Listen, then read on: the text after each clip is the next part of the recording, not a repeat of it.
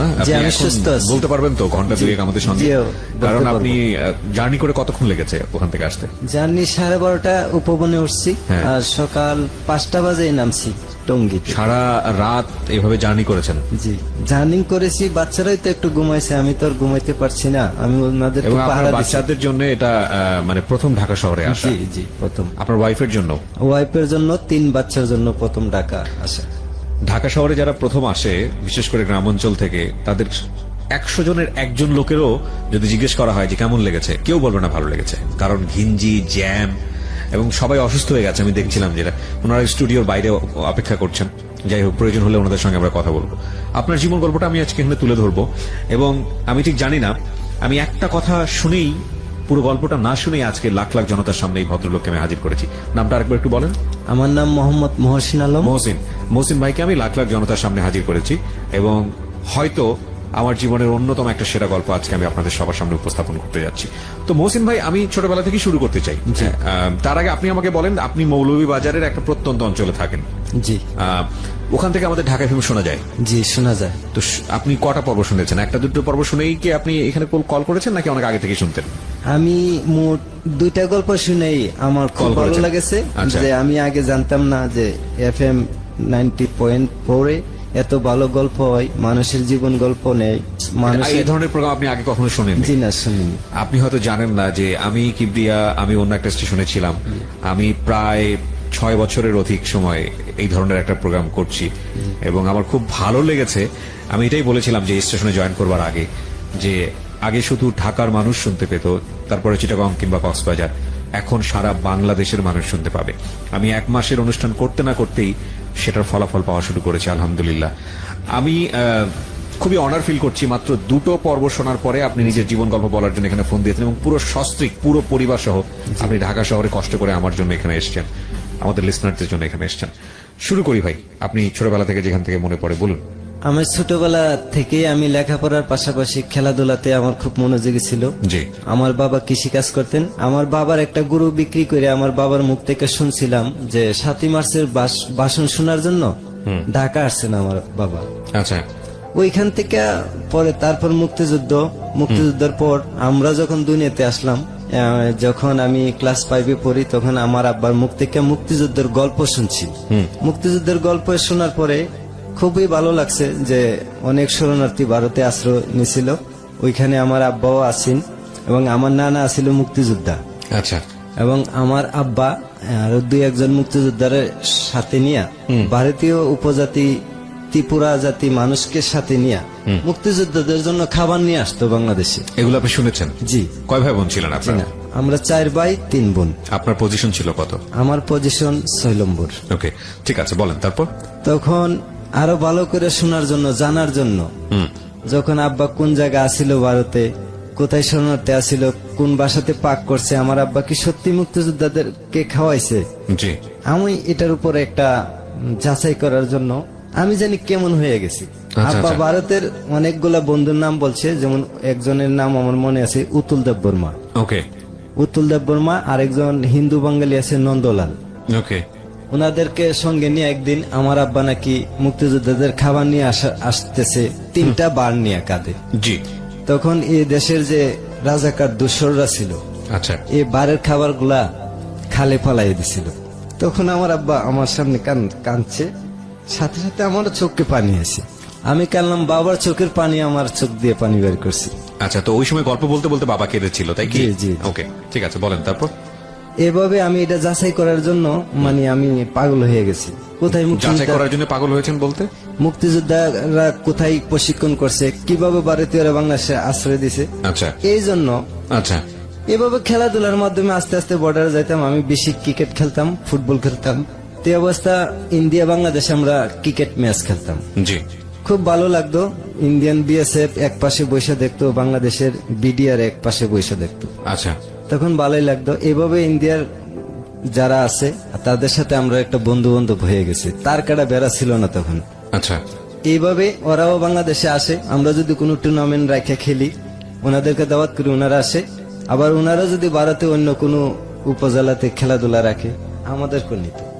এভাবে একটা বন্ধু কোন বান্ধব ক্লাসে হয়ে গেছে। পড়ছেন, মানে ওই সময় কি পড়াশোনা করছেন আপনি? জি, পড়াশোনা করছি। কোন ক্লাসে পড়ছেন? 6-7 হইব। 6-7 পড়ছেন।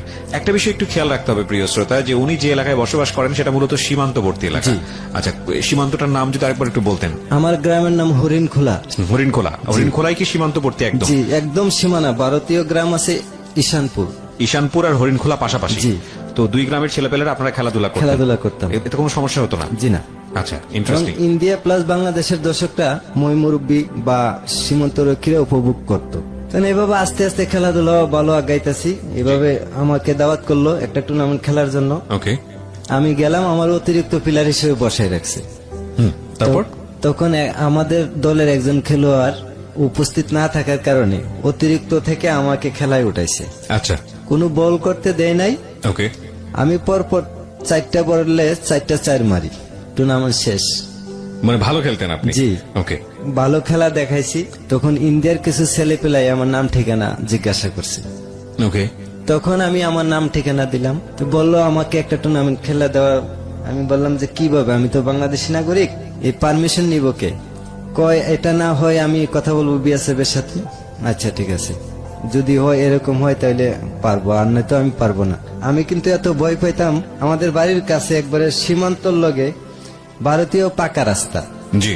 এখানে বাস, ট্রাক এবং ভারতীয় সৈনিকদের গাড়ি রাতে দিনে 24 ঘন্টায় চলাচল করত। আচ্ছা। আমি একটা গাড়ি দেখলে অন্তত পক্ষে 100 গজলে দৌড়াই বাংলাদেশের ভিতরে আসতাম, এত বই পাইতাম। পরে বই ভাঙ্গাইলো বন্ধু বান্ধবরা খেলাধুলার মাধ্যমে। তখন এইভাবে বন্ধুরা আমারে নিল। নেওয়ার পরে গ্রামের নাম হইল বজন্তিপুর। ওই গ্রামের পাহাড়ি একটা মাঠের মাঝে আমরা 15 ওভারের একটা খেলা খেললাম। ওয়ানডেও না, টি20ও না। ওকে। এভাবে ভালো খেলা দেখাইছি। দেখাইতে দেখাইতে আস্তে আস্তে একটা বন্ধুত্বের মতো গড়ে উঠতেছে ছেলেদের সাথে। জি। তখন একদিন আমার খাবারের নিমন্ত্রণ জানাইলো। স্মরণ করে একদিন নিমন্ত্রণ রাখলাম, আমিও খাইলাম, তাদেরকেও আমার বাড়িতে এনে খাওয়াইলাম। আচ্ছা। তখনকার তার কাটা বেড়া ছিল না, যে কোনো সময় যাওয়া আসা করা যেত।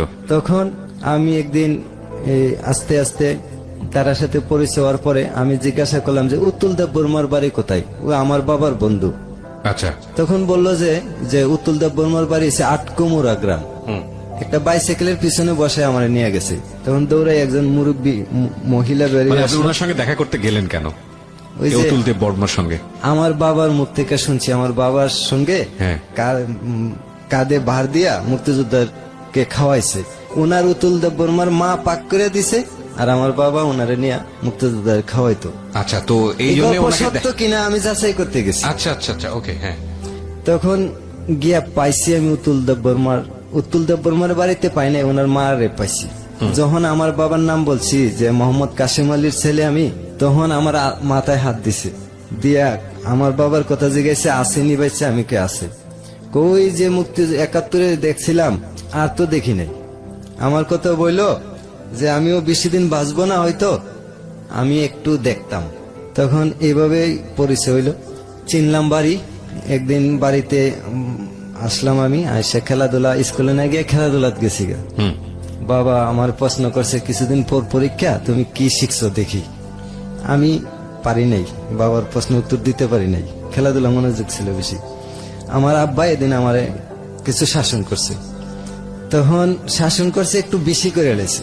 আমি রাগ কইরা ওই যে বাবার বন্ধুর বাড়ি চিন্নাইলাম, ওই বাড়িতে গেছি বেরোনি। যে দেখা করতে গেছিলেন যে অতুল দেব বর্মা? জি। হ্যাঁ। উতুল দেব বর্মার বাড়িতে গেছি, গিয়া কাউকে পাই না। ওনারা আবার কেউ টিচার, কেউ ব্যাংকে চাকরি করে, কেউ ডাক্তার, বাড়িতে কেউ থাকে না। ওই যে বুড়া লোকটা আমি দেখছিলাম, আমার বাবারে দেখার ইচ্ছা পোষণ করছি, ওই লোকটার বেছে নাই। জি। এর ভিতরে মারা গেছে। কষ্ট পাইছি, এখন কে দেখবে আমার, কে খাওয়াইবে? খেলাধুলার আরেকটা বন্ধু ছিল ঝালাইবাড়ি গ্রামের, অজিত দেব বর্মা নাম। জি। ওই অজিত দেব বর্মার সাথে দেখা হইলো, চল বন্ধু আমার ঘরে। অতুল দেব বর্মার কি হতো এটা? এটা পাশের একটা গ্রাম। অজিতের সাথে আপনার পরিচয়টা কিভাবে ছিল? ওই যে খেলাধুলার মধ্যে ছিল, তো বললো যে চল আমার বাড়িতে। হ্যাঁ, ওকে। চল, ঠিক আছে, একটু জল খাই। আমি ওইভাবে গেলাম ওর বাড়িতে। যাওয়ার পরে ওনারা তো রিলিজিয়নের দিক থেকে হিন্দু ছিলেন? হিন্দুই ছিলেন। আচ্ছা। আর আপনারা তো মুসলমান? জি। আচ্ছা।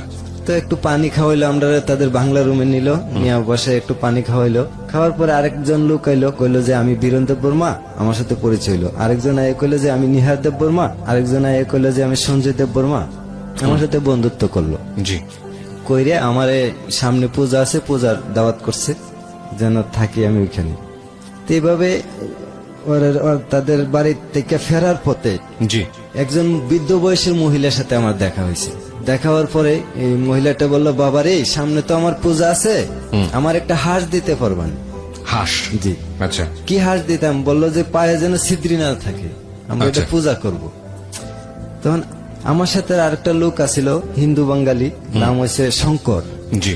শঙ্কর কইতেছে, আমি বুঝছি, তোমার আমি বুঝাই বলতেছি, তুমি আসো। ওকে। তখন আমি একদিন হাঁস পাইয়ে গেছি, ওই আমার বুঝাই বলার পরে আমি বাড়িতে এসে পড়ছি।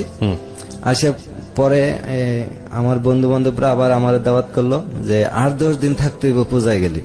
আমি সেই প্রস্তুতি নিয়ে আগে থেকেই বড় বড় তরমুজ লেছি, বাংলাদেশের লাল তরমুজ দেশি। আচ্ছা। দিয়ে আরো 2-3 জন লেছি বাড়া লোক আমার সাথে যাইবে তরমুজ নিয়ে। জি। একছিলা তাদেরকে নিয়ে আমি 10 দিন বেড়াই আছি ওইখানে। 10 দিন ওখানে থাকলে? জি, বন্ধুদের বাড়িতে থাকতে থাকতে এই বাড়ির থেকে ওই বাড়ি, ওই বাড়ি থেকে ওই বাড়ি, আস্তে আস্তে বন্ধু বান্ধব খালি বাড়তেছে। আচ্ছা। আর খুব আদর করতেছে। আর আমাদের যে বাংলাদেশের যারা শরণার্থী হিসেবে আছেন তাদের খুব প্রশংসা করতেছে, এমুককে চিনো, তমুককে চিনো, যে ফুলমিয়াকে চিনো, আসিমুদ্দিনকে চিনো, অচিনি। ওই সময়টাতে শরণার্থী হিসেবে ছিল 71 সময়টাতে? আচ্ছা। ওনারা তো এখন বুড়া হয়ে গেছে, বয়স হয়ে গেছে। বলতেছে যে ফুলমিয়ার অনেক মহিষা ছিল, চিনো? আমি যে চিনি। তো এইভাবে আমি যখন তাদের সাথে ভালো আচরণ করি, ওনারাও আমার সাথে ভালো আচরণ করে। আমি যদি বলো সবই বলো, আমি এরকম একটা বুঝতে পারছি যে মানুষ দুনিয়ার ভিতরে সবাই বলো, কিন্তু আমি যদি ভালো হয়। তখন আমার বাড়ি থেকে জানেছে ওনারা নাকি মানুষ মাইরালা, উপজাতি মানুষ, এরা মুসলিম দেখলে মাইরালা, অনেক ধরনের বই বিতি দেখা, কুয়ায় ফালাই দেয়, মা বাপে যেন না যায় এরকম বই দেয়। কিন্তু আমি তো তাদেরকে চিনে আসছি, বিশ্বাস করছি। জি। আপনি গিয়ে দেখলেন পুরোটাই উল্টো, যা বলেছে তার কথা কোনো মিল নাই। তখন ওই হাঁসের ব্যবস্থা হইলো, হাঁস নিয়ে গেলাম। এখন বাবা তুমি যাইবা না, আজকে আমার বাড়িতে থাকবা, আজকে আমার বাড়িতে থাকবা, খাইবা, সকালে তুমি তোমার অন্য বন্ধুর বাড়িতে যাইবা। এটা অদ্ভুত সুন্দর একটা জীবন গল্প অপেক্ষা করছে আপনাদের জন্য। আমরা একেবারে ভূমিকাতে রয়েছে জীবন গল্পের। আর যিনি এখানে এসছেন, এই মহসিন, তার জীবনের সাথে জড়িয়ে আছে বাংলাদেশ, কিন্তু একইভাবে তার পার্শ্ববর্তী দেশ ইন্ডিয়া, সেই ইন্ডিয়ার সাথেও তার এক অন্যরকম মায়াবন্ধন। দেশকাল সীমানার প্রাচীর ভেদে মানুষ সবচেয়ে বড় সত্য, এই গল্পটাই উঠে আসবে আজকের এই জীবন গল্পে, মনে হচ্ছে তাই। তবে আসলে কোনো বাকি অনুমান করা যায় না জীবন গল্পের কোথায় গিয়ে আমরা থামবো বা কি হতে যাচ্ছে। বড় একটা সারপ্রাইজ থাকবে আজকের এই জীবন গল্পে পুরো বাংলাদেশের যারা শ্রোতা আছেন ঢাকা এফএম এর, তাদের সবার জন্য। সেটা আমি একটু পরেই জানিয়ে দেবো, আশা করছি আমার সঙ্গেই থাকবেন। বলুন তারপর। আমি যখন হাঁস নিয়ে গেছি তখন ওই মহিলাটা বললো যে বাবা রে, আজকে আমার বাড়িতে থাকো তুমি। তখন আমি ওনার কথা, ঠিক আছে মায়ো, আমি আচ্ছা আপনার কথা রাখলাম, আমি সন্ধ্যার দিকে আসবো খাওয়ার টাইমে। জি। আমি আমার বন্ধু বান্ধব নিয়ে আবার খেলাধুলা মেতে উঠলাম পাহাড়ের উপরে। বিকাল যখন, সন্ধ্যা যখন গনায় আসলো, তখন বন্ধু বান্ধবের সাথে ওই বাড়িতে চলে আসি আবার। তখন রাত্রে ওনারা আমার খাবার দিল, আতপ চালের ভাত, জুম দানের ভাত, আর দিল মাছ। ওকে। হাঁসের মাংস আমি খাই নাই। জুম চাষ মানে পাহাড়ে যেটা হয় আর কি। জি, জি। ওকে। হ্যাঁ। খুব ভালো লাগছে, বাদরা একটা সুগন্ধি, এবং তরকারি ছাড়া যদি লবণ মরিচ হয় পেট ভরে ভাত খাওয়া যাবে, মানে এত ভালো লেগেছে এত আপনার? ভালো লাগছে। ওকে। তখন এইভাবে আমি এই রাতটা কাটাইলাম। পরের দিন রাত পয়সে পরে সুন্দর একটা মেয়ে দেখা পেলাম এই বাড়িতেই, আমার দেখে হাসতেছে। আমি ওই মহিলাটার জিগাইলাম যে উনি কে? কয়টা আমার মেয়ে। যে মহিলার জন্য আপনি হাঁস নিয়ে গেছেন? আচ্ছা। খাবারের সময় হইলো সকালে, ওই মেয়েটাই খাবার নিয়ে আসছে। তখন আমরা তিনজনের 3 প্লেট খাবার দিছে, কিন্তু দেখতেছি ওই মেয়েটা 3 জনের ভিতরে আমারে একটু খেয়াল করে অন্য চোখে, যেমন আমার দেখো বলো খুব ভালো করেই করে, খেয়াল করে আমাকে, আলাদা একটা অ্যাটেনশন দিচ্ছে আপনার দিকে। ওইখানে কোনো বাথরুম ছিল না। আচ্ছা। আমরা এক সময় খুব চিন্তায় পড়ে গেছি, অনেক 3 জনে অনেক সময় আলোচনা করছি কি করব না বলবো তাদেরকে। তখন বললো যে আমাদের এই জালাই বাড়িতে কোনো বাথরুম নাই, আর এটা ত্রিপুরার মানুষ তো বোঝোই জঙ্গলি, নিজেই কয় যে এখনো আদি যুগেই আছে। এবং এটা শুধু ত্রিপুরার মানে ত্রিপুরার প্রতি রেসপেক্ট রেখে আমরা বলছি, এটা ইন্ডিয়ারই একটা বড় সমস্যা, পুরা ইন্ডিয়া জুড়েই একটা বড় সমস্যা। হ্যাঁ বলেন। ত্রিপুরাতে বেশি ছিল তখন। আচ্ছা। তখন বাথরুম নাই, আমার 1 বোতল পানি দিয়ে কইছে ওই জঙ্গলে চলে যা, তুই করে কথা বলে, তুই কইরা কথা বলে, আর জঙ্গলে যা, যদি জল শর্ট পরে গাছে পাতা আছে, মাটি আছে। ওকে ওকে বর্তমানে কিন্তু ঘরে ঘরে আছে বর্তমানে। এখন তো change হয়ে গেছে। এখন মানে খুব ভালো উন্নত। ওকে ওকে পানির ফিল্টার বাথরুমে খুব, তারা এখন বর্তমানে ত্রিপুরার আগায় আছে। জি ওই জঙ্গল গুলোও নাই। হুম ভারত সরকার কিছু সহযোগিতা করে বর্তমানে রাবার বাগান লাগাই দিছে। আচ্ছা এইভাবে পরিচয় হইলো, মানে মেয়েটা আমারে একটা গামছা পাঁচরা দিল, যে আমি জিন্সের প্যান্ট পরে গেছিলাম, যে তুমি এটা খুইলা পাঁচরা একটা বেজাইবা, একটা পুকুর আছে, আমি তো কুয়াতে জল তুলে দিতে হয়, ভাবলাম এই টানাটানির চেয়ে ছোট্ট একটা পুকুর আছে, এটাতে গোসল দিব আজকাল, যেমন আচ্ছা। হোক পানি। ওইখানে গোসল দিলাম, ভালো লাগছে।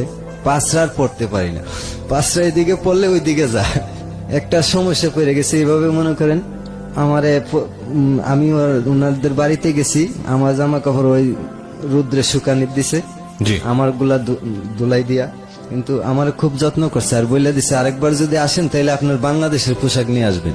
আচ্ছা আচ্ছা, ওখানে কি আপনি কি ওদের পোশাকই পরতেন, লুঙ্গি টুঙ্গি যেটা হয়? প্যান্ট একটা শার্ট পরে গেছিলাম। ও আচ্ছা আচ্ছা।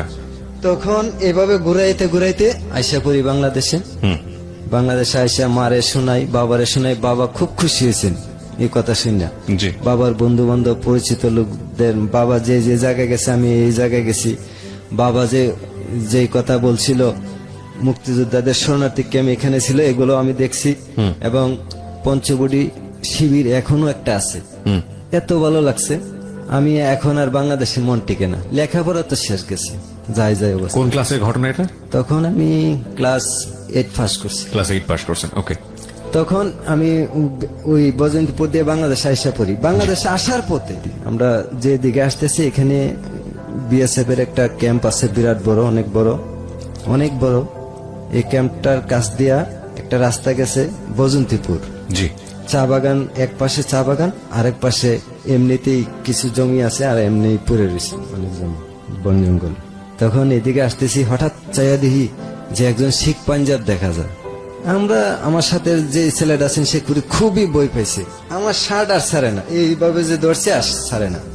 কতটুকু সামনে আসছি, আয়সা দিহি শিখ পাঞ্জাবের মাথা, আমরা দূর থেকে শুধু মাথা দেখছি, অনেক উঁচা লম্বা দাড়িওয়ালা।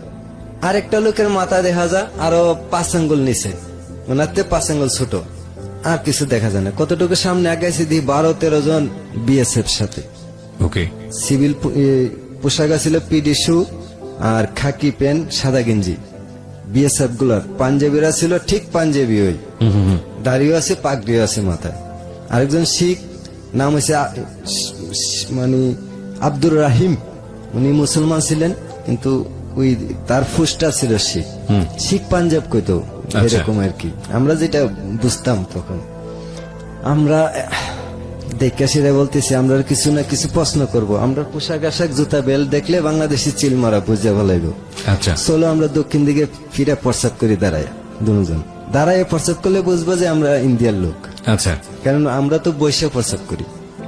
তখন আমরা দাঁড়ায় প্রস্তাব করতে লাগলাম, ওনার আমরা পিছন দিয়ে কাটতে যাইতেছে, আমরা পার হয়ে গেছে গা। তখন কৃষ্ণা কয়ে একটা ছেলে আছে, গুরু টুরু রাখতো, ভারতীয় হিন্দু বাঙালি, ওই কইতেছে দোষ জাগা জাগা, আমি কিছু কমো না, তোরা জাগা। আমরা প্রস্তাব করে শেষ করতে পারছি না, 10-12 সামনে গিয়ে বলে দিছে দুইটা বাঙালি, বাংলাদেশ থেকে এসে শেখ, আর দিছে আমরা দৌড়ানি, আমরাও দিলাম দৌড়। দুরান্তি দিছে, কিছু একটা জিজ্ঞাসা করলো আমরা, আসলে কিছু করতো না ওনারা, কিছুই করতো না বাঙালিরে। মানে এইরকম একটা সম্পর্ক ছিল। জি, জি। আপনি যেই সময় গল্প বলছেন, এটা কত সালের গল্প? এটা 1996। 96 দিকে। আচ্ছা, তখন আমরা এদিকে পার হইয়া পড়ছি দৌড়াইয়া। আমার সাথে যে বন্ধু ছেলেটা বাড়ি তো আইসা বসবে না, ধরে নিয়ে যাবে, এরকম ভয় পেয়েছে। আচ্ছা, এরকম একটা ভয় পেয়েছে সে। হ্যাঁ, তারপর আস্তে আস্তে আমরা আমার বোনের বাড়িতে আসলাম, একই গ্রাম, পাশের বাড়ি। বোনের বাড়ি থেকে যাওয়ার পরে বনে বাজলো খই, ধান দিয়ে খই বাজছে। খই বাজার পরে কি আমরা ধান বাচ্চা খামু, এটার একটা বাচ্চা লাগে, কিন্তু আমরা না বাচ্চা আপরে খাইতেছি, দৌড়াইছি যে বেশি। পরে বইনে কইলো আজ পর্যন্ত এই অঞ্চলের কোন রেকর্ড নাই, একটাই রেকর্ড আছে, যে এখানে আমাদের বিডিআর ক্যাম্পের প্লাগটা উড়ে এখানে একটা লাশ আছে। যেমন কইলো যে একজন লোক তারাবি নামাজ পড়িয়া টুপি খুইলা সাতছি ভরা কোরআন শরীফ মুখস্থ ছিল, খালি শুইতে গেছিল, দরজা বরাবর ব্রাশ ফায়ার করে মেরে দিছে, যে এখানে সে লাশটা পড়ছে এখানে প্লাগটা উড়ে আর বিডিআর ক্যাম হয়েছে। এটা আপনাদের মানে লোক কথা ওইখানকার লোক প্রচলিত আছে। হ্যাঁ, বাস্তব, এটা সত্য ঘটনা। আচ্ছা, একজন খারাপ লোক মারতে আইয়া ভালো লোক মেরে গেছিল। ও যাক, এদিকে যাবো না। তারপর বাড়িতে এসে করি, আমার তো আর ভালো লাগে না। আমি যে আদর পাইছি ইন্ডিয়াতে, ত্রিপুরারা, হিন্দু বাঙালিরা বা লেবাররা যে আদর করছে, আমি তার সাথে ভাষা এবং মিল্লা চলে আসতে পারছি, আমার খুবই ভালো লাগছে। এরকমটা বাংলাদেশ তখন ছিল না। আর আমার ভালো লাগতো না লেখাপড়া, মা বাপ যতই আমার পড়ার টেবিলে বসাইতো, আমার চোখে কিন্তু ওইগুলোই বাসতো। এই কি আদর যত্ন। দেখলাম, পাহাড় পর্বত, কি সুন্দর মনোরম পরিবেশ, মানে কেউ কাউরে লাগালাগি নাই, গরু বাছুর পালাপালি নাই, ছেড়ে রাখছে, দুমছে খাইতেছে, বাচ্চা দিতেছে খাইতেছে, ডাক দিলে বাড়িতে এসে পড়ে গরু, দুধ দেয়। এইভাবে বেশি দুধ দিয়ে খাইছি, দুধ বেশি মানে ওরা তো সবাই ত্রিপুরা ছিল না, ওদেরকে কি বলা হতো? মানে আমাদের যেমন বাঙালি বলে, ওদেরকে কি বলে? দেববর্মা, দেববর্মা বলে। আচ্ছা আচ্ছা, ঠিক আছে। তখন আবার আমি ওইখানে যাই। যেই ভদ্রমহিলা বা সে সময় তো আসলে কিশোরী বলবো, জি। যার বাড়িতে আপনি এই হাঁস দিলেন জি। ওদের পূজা সম্পন্ন করার জন্য, ওনার নাম কি ছিল? তখন শান্তনা দেববর্মা। আর ওনার মেয়ে যিনি আপনাকে একটু অন্য চোখে দেখতেছিল, তার নাম কি ছিল? তার নাম ছিল সুনুমালা দেববর্মা। সোনুমালা দেব বর্মা। ওকে, অদ্ভুত একটা স্টোরির দিকে আগাচ্ছি আমরা, একটু মনোযোগ দিয়ে শুনবেন কারণ আমরা ব্যাকগ্রাউন্ডে আছি। দুইটা এনভায়রনমেন্ট আলাদা, দুইটা কালচার আলাদা, এবং সম্পর্কটা কোন দিকে যাচ্ছে উই ডোন্ট নো, বাট কিছু একটা ঘটবে যেটা আনথিঙ্কেবল। বলুন তারপর। তখন আমি আবার পড়ার টেবিলে মন বসে না, আমি আবার কাপড় চোপড় গুছাইতেছি, যে এবার ভালো করে বলছিল যে কাপড় নেওয়ার মানে জন্য। বিএসএফ এর ভয় থাকার পরেও আপনি যেভাবেই হোক না কেন কাপড় চোপড় নিয়ে আবার যাবেন আস্তে ওখানে। আস্তে বিএসএফ এর বইটা আমার কাইটা উঠতেছে, আর আমি ভালো করে আমার কাপড় লইছি, আমার বড় ভাইয়ের কাপড় লইছি, ব্যাগটা টাস করে বাঁধছি, বাইন্দা ওই আবার রওনা দিলাম ওইদিকে একা। যাইতে যাইতে যাইতে যাইতে কিছুক্ষণ ভিতরে গেলাম, একটা ডিপ কল আছে ভারতে, 16-17টা মুখ দিয়ে একবারে পানি আসে, এখান থেকে পানি খাইলাম, মিষ্টি পানি। পানি খাওয়ার পরে সুমনকে একজন হিন্দু বাঙালি আছে, সে আমার ব্যাগটারে আম গাছে টিলায় নিয়ে তুলে দিয়ে আসে। তখন আমি টিলাটা, বাকিটা পাহাড়, একটু মরুভূমির মতো, ঘরবাড়ি নাই। একসময় ছিল ওইখানকার উগ্রবাদীরা আগুন জ্বালায় পুড়ে দিছে, কিভাবে একটা দাঙ্গা হয়ে পুড়ে গেছে আমার সঠিক খেয়াল নাই। আমি ওইদিকে হাঁটতে হাঁটতে যাইতে যাইতে একটা পাহাড়ের ভিতরে দেখি একটা এরকম লতা, এভাবে পেঁচাইতে পেঁচাইতে একটা কুরসা গাছ, একটা পিছলাই গাছ, মানে কয়েকটা পাহাড়িয়া গাছ পেঁচাই রাখছে আর কি। মনে মনে কই যে এই লতাটা তো খুব সুন্দর, আমি যাইতে নিয়ে যাম, লতাটা নিয়ে যাবো, এরকম লতা বাংলাদেশে নাই। যখন ধরতে গেছি, পট করে সাইডে লতার নিচে একটা মুখ দেখা যায়, একটা জিব্বা বের হয়েছে, এবং লতার কালারের সাথে একদম এক কালার। জি, এটার কালারটা ছিল বেতলত, জালি বেতের মতো সাদা। জি, আমি এরকম দেখি না, আমার কান্না আঙ্গুলের মতো চিকন। আমি একটা অনুমান করছি 6 পেজ 3 গাছ নিয়া, মানে এটা কি সাপ আসলে, তাই জি, তো? 6 পেজ যদি 6 হাত করে হয়, 318 হাত লম্বা। ওরে বাবা, আমার জীবনে এরকম সাপ দেখি নাই। তখন আমি তো বেত মনে করে ধরে লেছিলাম, কিন্তু আমি যদি মাথার জিপটা না দেখতাম নিচে এরকম করে, নিচে পাগড়ির ভিতর দিয়ে নিচে এরকম করে, মাথার নিচে ছিল। জি। ওকে, দেখার পর আমি আস্তে করে সেরে গেছি গা। আমি পড়ছি ইন্নাহু ইয়াকিদুন আকাইদ ওয়া আকিদু কাইদ, সালামুন আলা নুহিল ফিল আলামিন, সালামুন আলা নুহিল ফিল আলামিন। বই পাইয়া আমি কিছু একটা দোয়া জানতাম, আমার দাদা মক্তব দিয়ে গেছে, আমাদের দাদা দান করে গেছে, এটা বাড়ির একবারে বাড়ির পাশে, যার কারণে এগুলো একটু জানতাম। আচ্ছা, তখন এই বইটা পাইয়া পাইয়া আমি গেছি, আমার উঠছে জ্বর, যাইতে যাইতে জ্বর উঠছে। এক বট গাছ তলে গেলাম, গিয়া খুব রুদ্র। আপনার বাড়ি থেকে ওই ভদ্রমহিলার বাড়ি কতদূর ছিল? কত মাইল? 4 কিলোমিটার। 4 কিলোমিটার। এগুলো হেঁটে যেতে হতো? জি, আচ্ছা। পাহাড়ের উপর দিয়ে বট গাছ তলে বসলাম, খুব পানি জানে চাইছিল আমার বয়ের সুদে, জ্বরও এসে পড়ছে শরীরে, কিন্তু পানি না। বট গাছের তলে 15 মিনিট বহার পরে পানির কাজ হয়ে গেছে বট গাছের ছায়া, এত মিষ্টি ছায়া বট গাছের, বড় বট গাছের। যাক, একটু ঠান্ডা হওয়ার পরে হাঁটতে হাঁটতে যাইতেছি, একটা টিলা নামতেছি, পাহাড়। এগুলো থেকে আশেপাশে কোনো লোকজন নাই না? জি না। মানে টিলা- কতটা সুন্দর হতে পারে মৌলভীবাজার চা অঞ্চলে যারা বেড়াতে গেছেন বা এইসব পাহাড় দেখেছেন ওইসব ত্রিপুরা অঞ্চলে, তারা বুঝবেন যে আসলে ও যেটা বর্ণনা দিচ্ছে সেটা আসলে প্রকৃতি মানে নিজের হাতে সাজিয়েছে এরকম সুন্দর। আমার একবার যাওয়ার সুযোগ হয়েছিল, যে কারণে আমি ওকে মানে বুঝতে পারছি আসলে ও যেটা বলতে চাচ্ছে। হ্যাঁ, তখন আমি এইভাবে যাই গিয়া পুকুরের পানিতে, একটা ছোট একটা পুকুর, ওই যে গোলাপ পানি, জি। এটাতে একটু হাত মুখ ধুইলাম, ধর পানি হাতে নিয়ে দিই, হাতে নিলে পানি পরিষ্কার, কিন্তু ওই পুকুরে পানি গোলা, মাটির রং এটা। তখন এইভাবে যাই, আস্তে আস্তে যাই, উপরে উঠতেছি, ওটার পাহাড়ের উঠতেছি জালাই বাড়ি, যে মহিলাটা আমার একটু বলো হইতো তার বাড়ির উদ্দেশ্যে করিয়া। এমনিতেই তার ভাবি একজন আছে, টিএসআর এর মেজর উত্তম দেববর্মার বউ। তো উনি আমার কইতেছে শান্তনা শান্তনা কয়ে ডাকতেছে, মেয়েটার নাম তো শান্তনা ছিল, শান্তনা কি জানি একটা কয়েক বরক বাসা দিয়ে কইছে যে ওই ছেলে ডাইছে। হে দৌড়াইয়া বেরোইছে, বাড়িয়ে দেখছে ওর পরনে মনে হয় কোনো খারাপ অবস্থা ছিল, পারিবারিক কাজ করতেছে আর কি। সে মাথাটা একটু বের করে জানলা দিয়ে, দক্ষিণের জানলা দিয়ে মাথাটা বের করে আমার দেখলো, দেখে আমার হাত দিয়ে ডাক দিছে আইসা পড়ো, সমস্যা নেই। আমি ঘরে গেছি, গিয়া মারে পাইছি, ওই যে মাটির ঘর তো লেপা দিতেছে। মা কেমন আছেন? বালা বালা। বাবা তুমি ওইলে কেমন আছে? আমিও ভালো আছি। ও মা বলে বলতেন না? মা ডাকতাম, আচ্ছা। যেহেতু মা সন্তানের মতো আদর করতো, আমার আগলাই রাখতো। আচ্ছা, ওনারা ফ্যামিলি মেম্বার কয়জন ছিল ওনাদের? ওনারা ছিল 6 ভাই 3 বোন। বাবা? বাবা একজন। না, কিন্তু বাবা বেঁচে ছিল কিনা সেটা জিজ্ঞেস হ্যাঁ, করছি। বেঁচে বাবা তো ছিল, একজনই থাকবে। বেঁচে ছিল। ওকে, সো বাবা বেঁচে ছিল, 6 ভাই 3 বোন, 9 জন 10 জন 11 জন মেম্বার। জি। এই 11 জন কি সবাই কৃষিকাজের উপর নির্ভর? না, সবাই বাড়িতে না। তাহলে বাকি সবাই মেম্বাররা কোথায় ছিল? আমি বাড়িতে গিয়ে পাইছিলাম তখন এক ভাই সিমনা নানির বাড়িতে থাকে। আচ্ছা। নানির কোনো ছেলে নাই, মেয়ে আছে। এবং ওরা আর্থিকভাবে সচ্ছল ছিল ওই সময়? যে সচ্ছল ছিল। তারপরেও এত মেম্বার থাকার পরেও আপনি যখন যেতেন, মেহমান তার সন্তানের মতো দেখতো? জি। বুঝুন, যাদের সম্পর্কে আমরা এরকম ধারণা পোষণ করি, ওরা আসলে কতটা অতিথি পরায়ণ। যাই হোক, তারপর? ওই ঘরের পুরুষ লোকটার নাম ছিল হরে কৃষ্ণ দেববর্মা। আচ্ছা। ওনার 116 বিঘা জমি ছিল। ওরে বাবা। ওকে, তাহলে আর কি লাগে? উনি দানবীরও ছিলেন, মানুষের ভালোবাসতেন, এমনি দিয়ে দিতেন। অনেক বাঙালি আছে এমনি এখনো কইরা খেতেছে ওই ওনার জমিগুলা? জি জি। আচ্ছা। উনি এখন নাই, বর্তমানে নাই, চলে গেছেন। আমাকে যখন ডাকলো তখন আমি গেলাম, যে গেলাম, মা কেমন আছেন? বালা। বাবা তুমি কেমন আছো? আমার ওনার বাম হাতটা ভালো ছিল, আমার মাথায় হাত দিয়ে বলছে যে বাবা তুমি কেমন আছো? ভালো আছি। বাবা রে, তুমি যে গেলা, আর তো অনেকদিন ধরে তোমারে দেখছে না, মায়াটাও 2-3 দিন ধরে খাইছে না, কি জানি হইলো, তুমি মায়াটারে একটু বুঝাইয়া যাও আমারে কইলো। আমি কইলাম ঠিক আছে আম্মা। মা ডাকতাম, মা ঠিক আছে, ওনারাও মা ডাকতো। আমরা বাড়িতে আমার মাকে আম্মা ডাকি। জি। আচ্ছা ঠিক আছে মা। মেয়েটা খায় না মানে কোন মেয়ে? ওনার যে মেয়েটা আপনাকে একটু অন্য চোখে তাকাইতো? একটু তাকাইতো। আচ্ছা। তখন আমি যে গেলাম, কি হয়েছে তোমার? তুমি নাকি খাও না? কাছে ডেকে আনছি। ওনার ফুফু ডাকতো ওনারে সঙ্গীতা বলে। আচ্ছা। সঙ্গীতা বলে ডাকতো। আমি যে গেলাম, সঙ্গীতা ডাকলো যে তোমার এত নাম কি? দেখবা আরেকটু থাকলে আরো দেখবা যে আরেকজনে আরেকটা নাম ডাকবো। তখন ওনার ফুফা আরেকজন এসে ডাকলো ওই কর্ম। আমি যে গেলাম, কর্ম মানে কি? সুন্দরকে কর্ম বলে, আদর করে কর্ম বলে। আচ্ছা।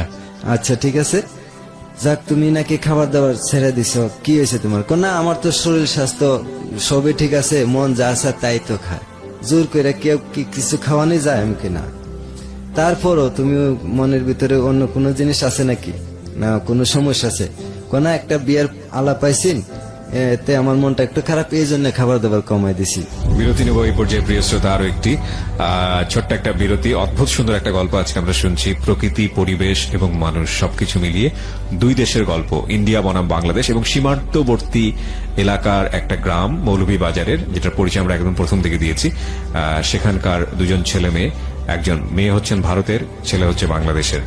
এবং এটাই হচ্ছে ঢাকা এফএম এ আমার ক্যারিয়ারের অন্যতম একটা অনুষ্ঠান, যেটা ঢাকা এফএম নেটওয়ার্কটা আসলে কত বড় আপনারা, আমি যখন প্রথমে বলছিলাম আপনাদেরকে যে it's a huge platform for জীবন গল্প কিংবা সিক্রেটস বা আরো যে অনুষ্ঠানগুলো আছে। এই ছেলেটি সেই সীমান্তবর্তী অঞ্চলে থাকে, সেখান থেকে মাত্র 2টো এপিসোড শুনেছে আমাদের জীবন গল্পের। তারপরে সে আমাদের এখানে ফোন করেছে এবং আমরা তাকে এনেছি। পুরো পরিবার এই মুহূর্তে ঢাকা এফএম এর স্টুডিওতে। এবং আনথিঙ্কেবল ব্যাপার হচ্ছে, উনি ছাড়া বাকি যারা এসছেন তারা এই প্রথম ঢাকা শহরে এসছে।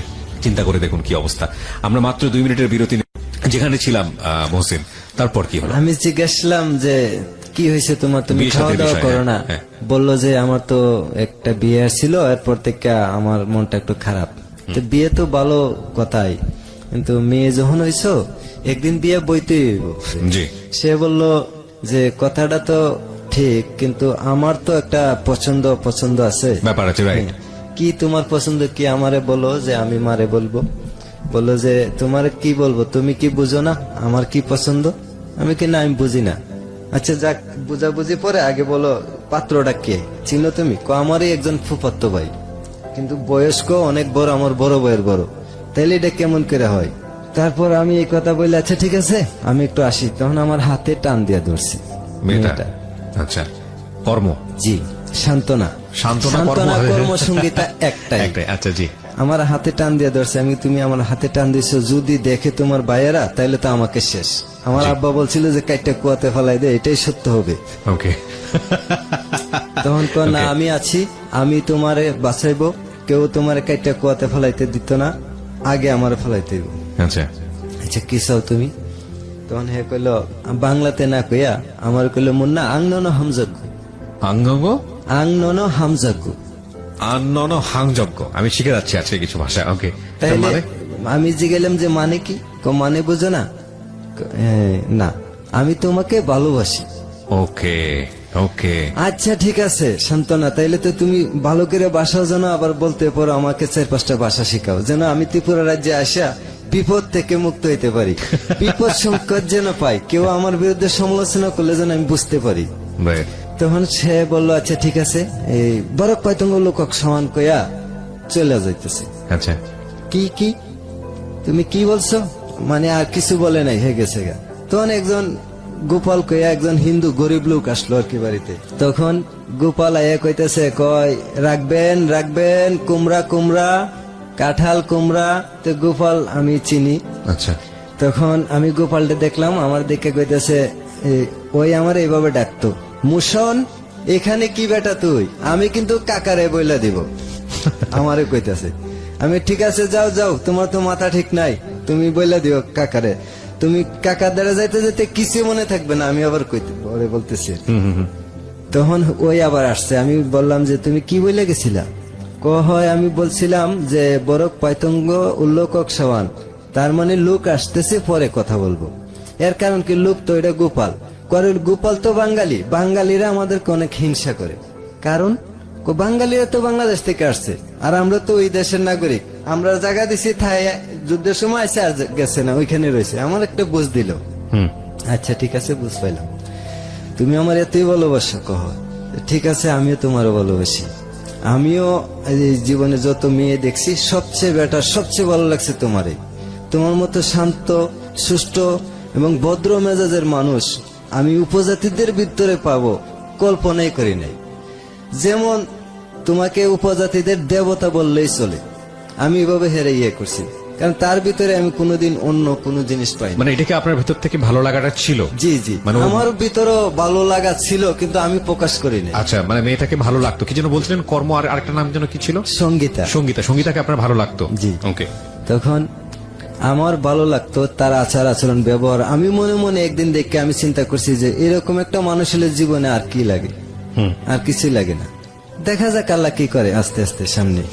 তখন সে যখন আমার ভালোবাসার প্রস্তাব দিছে, আমিও তাকে প্রস্তাব দিছি, তাকে আমি নিরাশ করি নাই, হাসাইছি। কারণ নিরাশ করলে যদি আমার ক্ষতি হয়, আমি ওই দিকেও খুব খেয়াল রাখতাম আমার নিজেকে নিয়ে। কারণ ওই দেশে আমি একদিন নিজেও দেখছি, ওই দেশে বেড়ানি থাকা অবস্থা গরু চুর উঠলো বাংলাদেশ থেকে, দৌড়ে ধরলো চোর, ওরাই ধরলো চোর। চোর করতে করতে চোর দৌড়াইতেছে। এখন যদি আমি ঘরে শুয়ে থাকি তাইলে আমি চোর আনছি, আমিও দৌড়াইলাম চোর চোর কইয়া। তো আপনি দৌড়াইতে দৌড়াইতে দৌড়ে লেলো এক চোর। আচ্ছা, দৌড়াইতে দৌড়াইতে মনে করেন দৌড়ে লেলাম একজন। আমার হাতে ধরা পড়ে নাই, কিন্তু আমার পরিচিত লোকজনের হাতে ভারতের ভিতরে ধরা খাইছে। আমরা প্রথমে গরুর পায়ের ছাপ দেখে দৌড়াইলাম পিছনে, পরে ঠিক গরু পাইয়ে গেছি। আগে গরু পাইছি, 2টা গরু আবার গাবি ওইখানে রাস্তায় বাচ্চা দিছে, যার কারণে 2টা নিয়ে আগাইতে পারছে না, একটু সমস্যা ছিল চোরা নাই তো। মানে কি ওই ত্রিপুরের যারা ছিল ওরা গরু ছেড়ে দিয়ে রাখতো, আর এখানে আমরা বাঙালিরা গিয়ে চুরি করতাম? জি। কোন গরু আছে, ঘর আছে মনে বড় বড় গাছ দিয়া ফাঁকা ফাঁকা করে করে গাইরে রাখছে, এটা একটা ঘর। ও, এরকম আছিল আর কি। যেমন চুরি চুরি চুরি করলে খুব সহজ ছিল, চুরের জন্য কষ্ট না হয় চুরি করতে, এরকম ভাবে ওরা গরু পালতো। মানে কি, মানে চোরের কষ্ট না হোক? ওনারা তো ঘর বাড়ি বানাইতো না গরুর জন্য, গরু সারা থাকতো, ফসল আবাদ করতো কম, জুমের সময় খালি একটু বেড়া টেরা দিয়া। আচ্ছা, ওই পাহাড়ে যেটা হয় আর কি। আচ্ছা আচ্ছা, পাহাড়ে তো গাছের উপরে গরু ইচ্ছা মতে খাইতো। ওকে। তখন দৌড়াইলো, দৌড়াইয়া ধরলো, ধরার পরে ওই যে এক চুর লুকাইয়া গেছে গা যে গাবি বাচ্চা সহ চুরি করে আজকে নিয়ে যাবো, গুরু যখন কষ্ট করে আনছি এত পথ, বাকি পথ নিয়ে যাম, এরকম একটা মনোভাব ধরছিল আর কি। লুকাই আসিল। তখন উপজাতিরা এরা খুব চালাক, তারা দেশীয় অস্ত্র তীর ধনুক লইয়া বের দিছে একটা জঙ্গল। বের দেওয়াতে দুইটা শিয়াল পাইছে, শিয়াল দুইটা মারছে, শিয়াল দুইটা মারছে, মারা একজনের দুইজনে কইরা এর মধ্যখানে ঝুলাইয়া বাইন্দা পাও দিয়ে ঝুলাইয়া বস লইয়া যাইতেছে। আর আমরা অপেক্ষা করতেছি, আমরাও বেরের এক মাথায় আছি, অনেক বড় জঙ্গল এটা, আমাদের কাছে কোনো খবর আসে না। ওই বেরের মাঝে আর চিরুনি অভিযানের মতো মনে করেন থাবাই থাবাই পায়ে লিল এক সুর শুয়া রয়েছে। এটা 3-4টা ফাড়া দিছে না গায়ে দিছে, এটা উফ শব্দ করে নাই, যেন না বুঝে আমি আছি। হালকা পানি, হালকা জঙ্গল একটা জায়গা, পাহাড়ের থেকে পানি সুর ধরে যে এখানে পড়তো, এটা একটা কুয়োর মতো হয়ে গেছিল। এখানে দইরা নিচে নেওয়ার পরে ওই বাড়িতে একটা টেবিলের ভিতরে উল্টা শুয়ে অনেক পিড়াইছে দেখছি, আমার আবার দেখতেও দিত না। এই মেয়েটা আমার দেখতে দিত না, কইতো আমি খুব ভয় পাই, আমি ভয় পাই, তুমি ভয় পাই না? না, আমি ভয় পাই না। লোকটার মুখে দিয়ে দাড়ি দেখা যায়, আমার একটু মায়া লাগতেছে আর কি। চুর হইলো মানুষ তো সে, তার তো একটা বিচারের মাধ্যমে নেওয়া উচিত, কেন চুরি করে বা কিভাবে আসে ভারতে, একটা যাচাই বাছাই না করলে তো চুর সারা জীবনই করতে থাকবো। জি। আর যদি যাচাই বাছাই করতো তাহলে তো বুঝলো যে কে কে ইন্ডিয়ার চুর ছাড়া কি আর বাংলাদেশের চুর উঠে ইন্ডিয়াতে, ইন্ডিয়ার চুরি দাওয়াত করে নেয়। তখন এইভাবে এটা মনে করেন কিছু জিগাইবো, এরকম লোক আসার আগে ওই অজ্ঞান পিডাইয়া আর দেখলাম না মরছে না বাচ্চা আছে না কোন জায়গায় নিয়ে ফালাইছি। পরে ওই মেয়েটার কাছ থেকে শুনলাম যে তাদের গ্রামে একটা কুয়া আছে, প্রায় 10-15 জন এ পর্যন্ত ইন্ডিয়া বাংলাদেশের চুর এটাতে ফালানো হয়েছে ওহো, বিনা বিচারে। ওইখানে আমি দেখতাম ভারতীয় কোনো পুলিশ আগে যাইতো না, কিছু কিছু আসাম রেপেল যাইতো 100 ভারী অস্ত্র শস্ত্র লইয়া। বাংলাদেশের পার্বত্য অঞ্চলে যেভাবে সেনাবাহিনীরা চলাচল করে এইভাবে পুলিশ না যাওয়ার কারণে ওই দেশ আইন মনে করেন দেশের যে রাষ্ট্রীয় আইন সেটা ওইখানে তেমন একটা- কায়েম ছিল না। রাইট। ছিল কিন্তু কায়েম ছিল না, ওনারা ওনাদের আইন সামাজিক আইন মানে নিজে যেটা প্রয়োজন মনে করেন নিজেরা। হ্যাঁ। এভাবে মনে করেন তারে আমি খুব বিশ্বাস করতাম। সে দিয়ে আমার মানে সরল পথগুলা, ভালো পথগুলা, খারাপ পথগুলা সবকিছু আমার শিখাই দিতেছে। তারে আমি আস্তে আস্তে আরো বেশি বিশ্বাস করতে লাগলাম। তারা কিন্তু ঘরে ঘরে মদ বানায়, জি। লাঙ্গি বানায়, বন্ধু বান্ধবরা পাগল করে লেতেছে, এক ডোসিলে খাইতে হইব। আপনার ফ্রেন্ডরা? হ্যাঁ, ওরা সবাই জানতো যে আপনি ওখানে যান। হ্যাঁ। ওই হরে কৃষ্ণ দেব বর্মা একদিন, ওনার ছোট ছেলে অমিত দেব বর্মা, জি। আমরা একসাথে দুজন ক্রিকেট খেলছি, উড়ানে দুইজনে সিক্সার খেলছি। খেলে ঘরে আইলাম, আওয়ার পরে কইতাছে বাবারে আমার এক বোতল মাল আইনা দাও। আমি কইলাম কার ঘরে বিক্রি করে, কই রাখে, আমি তো এগুলা কিছুই জানি না, কত টাকা নিব এগুলা টাকাও আমি চিনি না, ইন্ডিয়ান টাকা এমনি চিনি, মানে কিভাবে কি করতে হইব। ওই বাসায় গিয়ে আমি কি বাংলায় কমু না কয়েকবারকে কইতে হইব, আমি কিছু বুঝি না। আমি কইলাম আচ্ছা ঠিক আছে অমিত, এদিকে আসো। অমিত, তোমার বাবা মাল খাইতে চায়। কয় তো আয়না রাখছে, মা আয়না রাখছে। আমার কইতেছে মা আয়না রাখছে, কই রাখছে? কই জানলার ভিতরে রাখছে। আনো, আনছে। আনার পরে ভাঙলো, বাজার থেকে আপনার চানাচুর আর কি কি বুট, ছানা বুট এগুলো আনছে। সিগারেট আনছে, ইন্ডিয়ান প্লাগ সিগারেট আনছে। আনার পরে প্রথমটা বাইঙ্গা একটা কাপের ভিতরে কইরা আমার অল্প একটু দিয়া রেখে দিছি, বাবা খাও। আমার আমি কে বাবা এগুলো আমরা খাই না, এগুলো যদি আমরা খাই আমরা সমস্ত শরীর নাপাক হয়ে যাবে। নাপাক কি? আমি কে নাপাক পাপ হবে এটা খাইলে। পাপ বুঝেন? বুঝে পাপ। কইরা হাসতে হাসতে কইতে পাপ হবে, পাপ। আমরা তো কোনো পাপও না। আমি কি আপনারা পাপও নাই পুণ্য নাই? যদি পাপ থাকতো তাইলে পাপ করতেন না, যদি পুণ্য থাকতো তাইলেও পাপ করতেন না, পুণ্যের চিন্তা করতেন। পরে ক না এটা খা, আমি কই না এটা আমি খাইতো না। এখন হে আর খায় না। অমিত কইল কি ব্যাপার? ক আমার হে কইতাছে ক একটা কাজ করো, তুমি খাও আর নয়তো পিছন দিয়ে ফেলাই দিয়া কো খাইছি। আচ্ছা ঠিক আছে, বুদ্ধিটা ঠিক আছে। আমি একটু লইয়া পিছন দিয়ে ফেলাই দিয়া কইলাম নেন খাইছি। তখন ঠাস করে আমার একটা কানের ভিতরে দল ভাবে আমি বুড়া হয়েছি, আমার চক্ষুটা তো বুড়া হয়েছে না। আমি ব্রিটিশ যুদ্ধ করছি, আমি বাংলাদেশের মুক্তিযুদ্ধ করছি, আমি অনেক শাসন করছি, অনেক সম্পত্তির মালিক, আমার অনেক সম্পত্তি মানুষে খাইতেছে কানে দইরা এইভাবে, কিন্তু আমি কারো কাছ থেকে কাইরে আনছি না। তুমি মিথ্যা কইছো করে পাপ আমারে শিখাও। কয় আমি থানা চাকরি করছি, আমার এখনো চাকরি আছে, আমি করি না, তুমি আমারে পাপ পুণ্য শিখাও। আমার কইতেছে আমাদের ভিতরে পাপ পুণ্য আছে, ওকে, ভেরি গুড। আমাদেরও ধর্ম আছে, আমরাও পাপ পুণ্য বুঝি, কিন্তু এটা আমাদের কালচার। এটা আমার ছেলে টিএসএর মেজর বাড়িতে আসবো, আসলে তো আমি এই মাল দিব, আমার ছেলে আনবো মাল বিদেশি আইনা আমারে দিব, আমি খামো। আমাদের কালচার, আমার বিয়ে শাদী জন্ম মৃত্যু এগুলো ছাড়া হয় না। আচ্ছা আচ্ছা, ঠিক আছে, আমি মান্য নিছি, কারণ ছেলে লেখাপড়া করলো, বিয়ে শাদী পূজা বিভিন্ন অনুষ্ঠানে ছেলেদেরকে কেউ কিছু বলে না, খাও ইচ্ছা মতো খাও চলো, কিন্তু দরবার যেন বাড়িতে না আসে। এভাবে ওই মহিলাটা, ওই মেয়েটা এক চোখ করে তাকায় রইল, আমি নি খাই। মহিলা বলতে এই মেয়েটা সঙ্গীতা, আচ্ছা সঙ্গীতা, হ্যাঁ। আমি নি একটু খাই, এরকম করতে করতে সে খায় না খায় না খায় না, খুব কষ্ট পরে যে গেলাম কি করতাম, কয় কি করবা, মুখটা দিয়ে একটু জিব্বাত লাগাই দাও। আমি একই তো হইলো, মানে আপনি না খাওয়ানো তো উনি খাচ্ছে না, এরকম না, কি? হ্যাঁ খাচ্ছে না, না, আপনাকে খাইতে হবে, এটা ওদের কালচার। মোল্লা মানুষ গেল দিবে, খাইলে খাও না খাইলে না, এরকম পরিস্থিতি আর কি তখনকার। বর্তমানে অনেক পার্থক্য আছে, অনেক ব্যবধান আছে। তখন কি করব, জিব্বা দিয়া মুখটা দিয়া জিব্বায় লাগাইলাম, ছায়া দেখি যতটুকু ভিতরে গেছে ফুটতে ফুটতে ফুটতে ফুটতে ছাই হয়ে যাইতেছে ভিতরে, কোনো কিছুই আমার ভালো লাগে না। এরকম হয়েছে আর কি। হঠাৎ জীবনে প্রথম বিড়ি সিগারেট কিছু খেতাম না আমি, কি দিল রে, কতটুকু পরে দিহি, আমার তো একটু কম, অল্প একবারেই খালি একটু দিছিলাম, কথা খালি রাখছি, দিহি এটার ভিতরে একটা কিরকম কিরকম আছে, একটু ইন্টারেস্ট, একটু মজা আছে, এরকম বোঝা যাইতেছে, কিন্তু আমার খুব খারাপ। আমি একটু পরে বমি করে দিই। পরে এই সঙ্গীতা বমি করছি, বেশি করছি, খাওয়া দাওয়ার পরে আমার দিয়েছিল জিনিসটা। আর আসলে আমরা তো মুসলমান, এটা আমাদের অঙ্গ মান্য নেয় না, যার কারণে এটা বের হয়ে গেছে গা। আমি তখনকার শীত ছিল, একটা লেপ একটা তুষক আমি একবারে শেষ করে দিছি। তখন এই সঙ্গীতার মারে নিয়ে এটা পরিষ্কার করছে। সারা রাত্র আমার দেখো ভালো করছে, আমার মাথায় পানি দিছে, তেল দিছে, ভালো করে আমার দেখাশোনা ভালো করেই করছে। আমার আস্তে আস্তে আরো ভালো লাগে।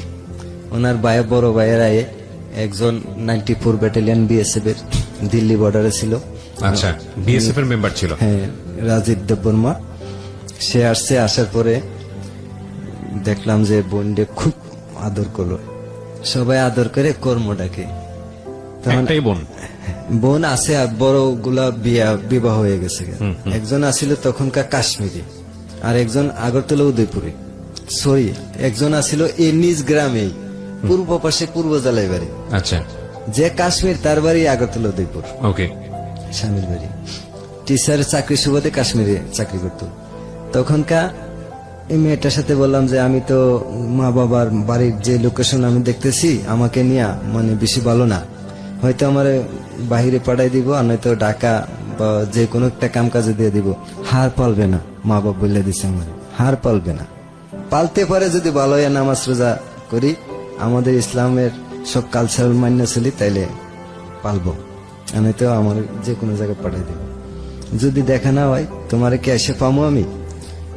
কয় আমরা যারে মন দেয় তার সাথে সংসার করে। আরে আমার মন দিছো, তাহলে আমার সাথে সংসার করবো তুমি?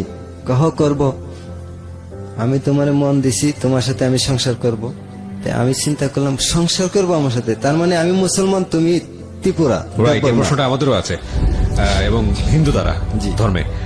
দেখেন, দুটো দেশ আলাদা, দুটো সংস্কৃতি আলাদা। আমার আপনার মতো শিক্ষাগত যোগ্যতাও যদি বলি সে অর্থে ওদের নেই, কিন্তু দুটো সংস্কৃতির মানুষ আলাদা হয়ে, দুটো সীমান্ত আলাদা হয়ে, দুটো কালচার আলাদা হয়ে, এই দুটো মানুষকে আমরা কোথায় দেখতে যাচ্ছি কিছুক্ষণ পরে, সেটাই হচ্ছে আজকের এই জীবন গল্প। Unthinkable story ever in my life time, believe me. আমি ছোট্ট একটা বিরতি নেব, মাত্র কয়েক মিনিটের বিরতি। ঠিক রাত 12টায় আমি আরজে কিবরিয়া আবারও ফিরে আসছি। আমাদের এখানে এসছে মহসিন, সেই মৌলভীবাজারের প্রত্যন্ত একটি গ্রাম থেকে সে এসছে। কি যেন বলছিলেন গ্রামের নাম? হরিণখোলা। হরিণখোলা। আর উপজেলা? আমার উপজেলা মাধবপুর, জেলা হবিগঞ্জ। হবিগঞ্জের সে হলো মাধবপুরের হরিণখোলা গ্রাম থেকে এসছে, একদম সীমান্তবর্তী, ভারত সীমান্তবর্তী একটা গ্রাম, সেখান থেকে এসছে, একবারে প্রত্যন্ত অঞ্চল থেকে। আমরা তাকে নিয়ে ফিরছি ঠিক রাত 12টায়। জীবন গল্প, জীবন নাটকের চেয়েও নাটকীয়। জীবন গল্প।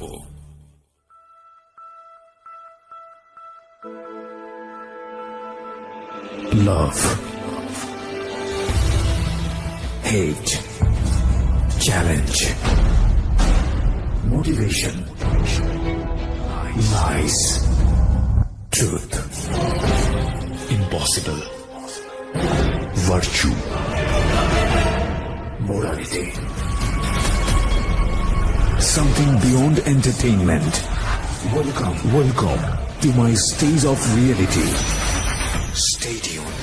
Sunday and Wednesday with me RJ Kibriya, only on Dhaka FM 90.4. জীবন গল্প, জীবন নাটকের চেয়েও নাটকীয়। জীবন গল্প। স্বাগত আরো একবার প্রিয় শ্রোতা, শুনছেন ঢাকা এফএম 90.4-এ। আমি আরজি কিবরিয়া রয়েছে আপনার সঙ্গে, এবং আজকে এখানে জীবন গল্প বলার জন্য একজন অতিথি এসছেন। আমরা কথা না বাড়িয়ে তার কাছে আবারও ফিরতে চাই। তিনি হচ্ছেন মহসিন। আর আরেকটি বিষয় যেটা হচ্ছে, মহসিন এবং মহসিনের পুরো পরিবার কিন্তু আমাদের স্টুডিওতে আছে। আমরা প্রয়োজনে তার পরিবারের সঙ্গে কথা বলবো। এবং মহসিনকে আপনারা যদি দেখতে চান, চলে আসবেন আমার ফেসবুক পেজে। ফেসবুকের ঠিকানা www.facebook.com/kibriya.rj, KEBRIA.RJ, পেজটি আরজে কিবরিয়া নামে আছে। প্লিজ লাইক দিয়ে অ্যাক্টিভ থাকবেন, এবং একই সাথে আপনারা ঢাকা এফএম এর পেজটিতেও আসতে পারেন। জি, যেখানটায় আমরা ছিলাম। তো তোমার সাথে আমি সংসার করব, রাইট? আরে কিভাবে করা যায়? আমি তো মুসলমান, তুমি তো উপজাতি, দেববর্মা এবং হিন্দু ধর্ম পালন করো। আমি বলছিলাম যে এটা কি, কয় এটা দেবতা, যে দেবতা রুমে কি আমারে তুমি রাখবা? আমি তো আমার যখন নামাজ পড়ার সময় আমি যদি একটা কোনো কিছু মানে আমার একটু ভয় ভয় লাগে, আমি জীবনে এগুলো দেখি নাই। তখন সে বলল যে আচ্ছা ঠিক আছে, মানে এটা কোনো সমস্যা নাই। যেমন তোমার মসজিদ দেখলে আমি সালাম করি, তা আমার মন্দির দেখলে মুসলমানরা সালাম করে। ভারতে আগরতলা দেখছি এরকম বলতেছে, আগরতলা অনেক মুসলমান আছে। আমি ওনাকে প্রশ্ন করলাম মেয়েটাকে যে তুমি আমার সাথে সংসার কিভাবে করবা? আমি তো মুসলমান, আমার দেশ একটা বাংলাদেশ, তোমার দেশ ইন্ডিয়া আরেকটা দেশ। আমার মা বাপ যদি মান্য না অনেক, যদিও বিয়ে আমার কাছে বসো বা আমি করি বা আমার সাথে সংসার করো, তাহলে তুমি ইন্ডিয়া আমি বাংলাদেশে, এখানে একটা আইনের ফারাক আছে। আমরা যে ভাবে অবৈধভাবে সীমান্ত ফাঁড়ি দিয়ে আসা যাওয়া করি, এটা কারো চোখে অন্যায় না, কিন্তু আইনের চোখে এটা অন্যায়। আইনের চোখে অন্যায়। ৭১-এর মুক্তিযুদ্ধের পরে যেভাবে এই দেশের শরণার্থীরা আসা যাওয়া করতো, ঠিক ২০০৪ পর্যন্ত আমরা এইভাবে আসা যাওয়া করছি। খুব ভালো লাগছে, খুবই একটা মিলমিশা ছিল আমরা পার্শ্ববর্তী ইন্ডিয়ার সাথে। রাইট, প্রেক্ষাপট অনেকখানি চেঞ্জ হয়ে গেছে, সেটা আমরাও জানি। তারপরে কি বললো মেয়েটা, কি বললো? তখন মেয়েটা বলল আচ্ছা ঠিক আছে, আমি বলছি যে সংসার করা যায়, কোনো ব্যাপার না, দুইজনে ঘর থেকে বের হইলেই সংসার পাতা যায়, কিন্তু কিছু প্রস্তুতি দরকার। আর আমারও বয়স কম, আর ২০ বছর পূর্ণ হয়ে যাক, আর তোমারও ১৮ বছর পূর্ণ হয়ে যাক। কারণ ২০ বছর আগে বাংলাদেশের কোডে বিয়ে করাবে না। আমরা যদি গোপনে কোনো কাজের কাছে যাই, টাকা খাইয়ে হয়তো বিয়ে করবে, কিন্তু সে রেজিস্টার করবে না। আমার মাথায় এরকম একটা খেলা খেলতো। চিন্তা করতে করতে সে বলল যে তাইলে কি করা যায়, যদি আমার বিয়ে দিয়ে দে, যদি তোমার বিয়ে দিয়ে দে তখন বোঝা যাবে, আর যদি আমাকে পাইতে চায় তাহলে আরো ১ বছর অপেক্ষা করতে হবে। এটা আপনি বললেন? জি। ওকে।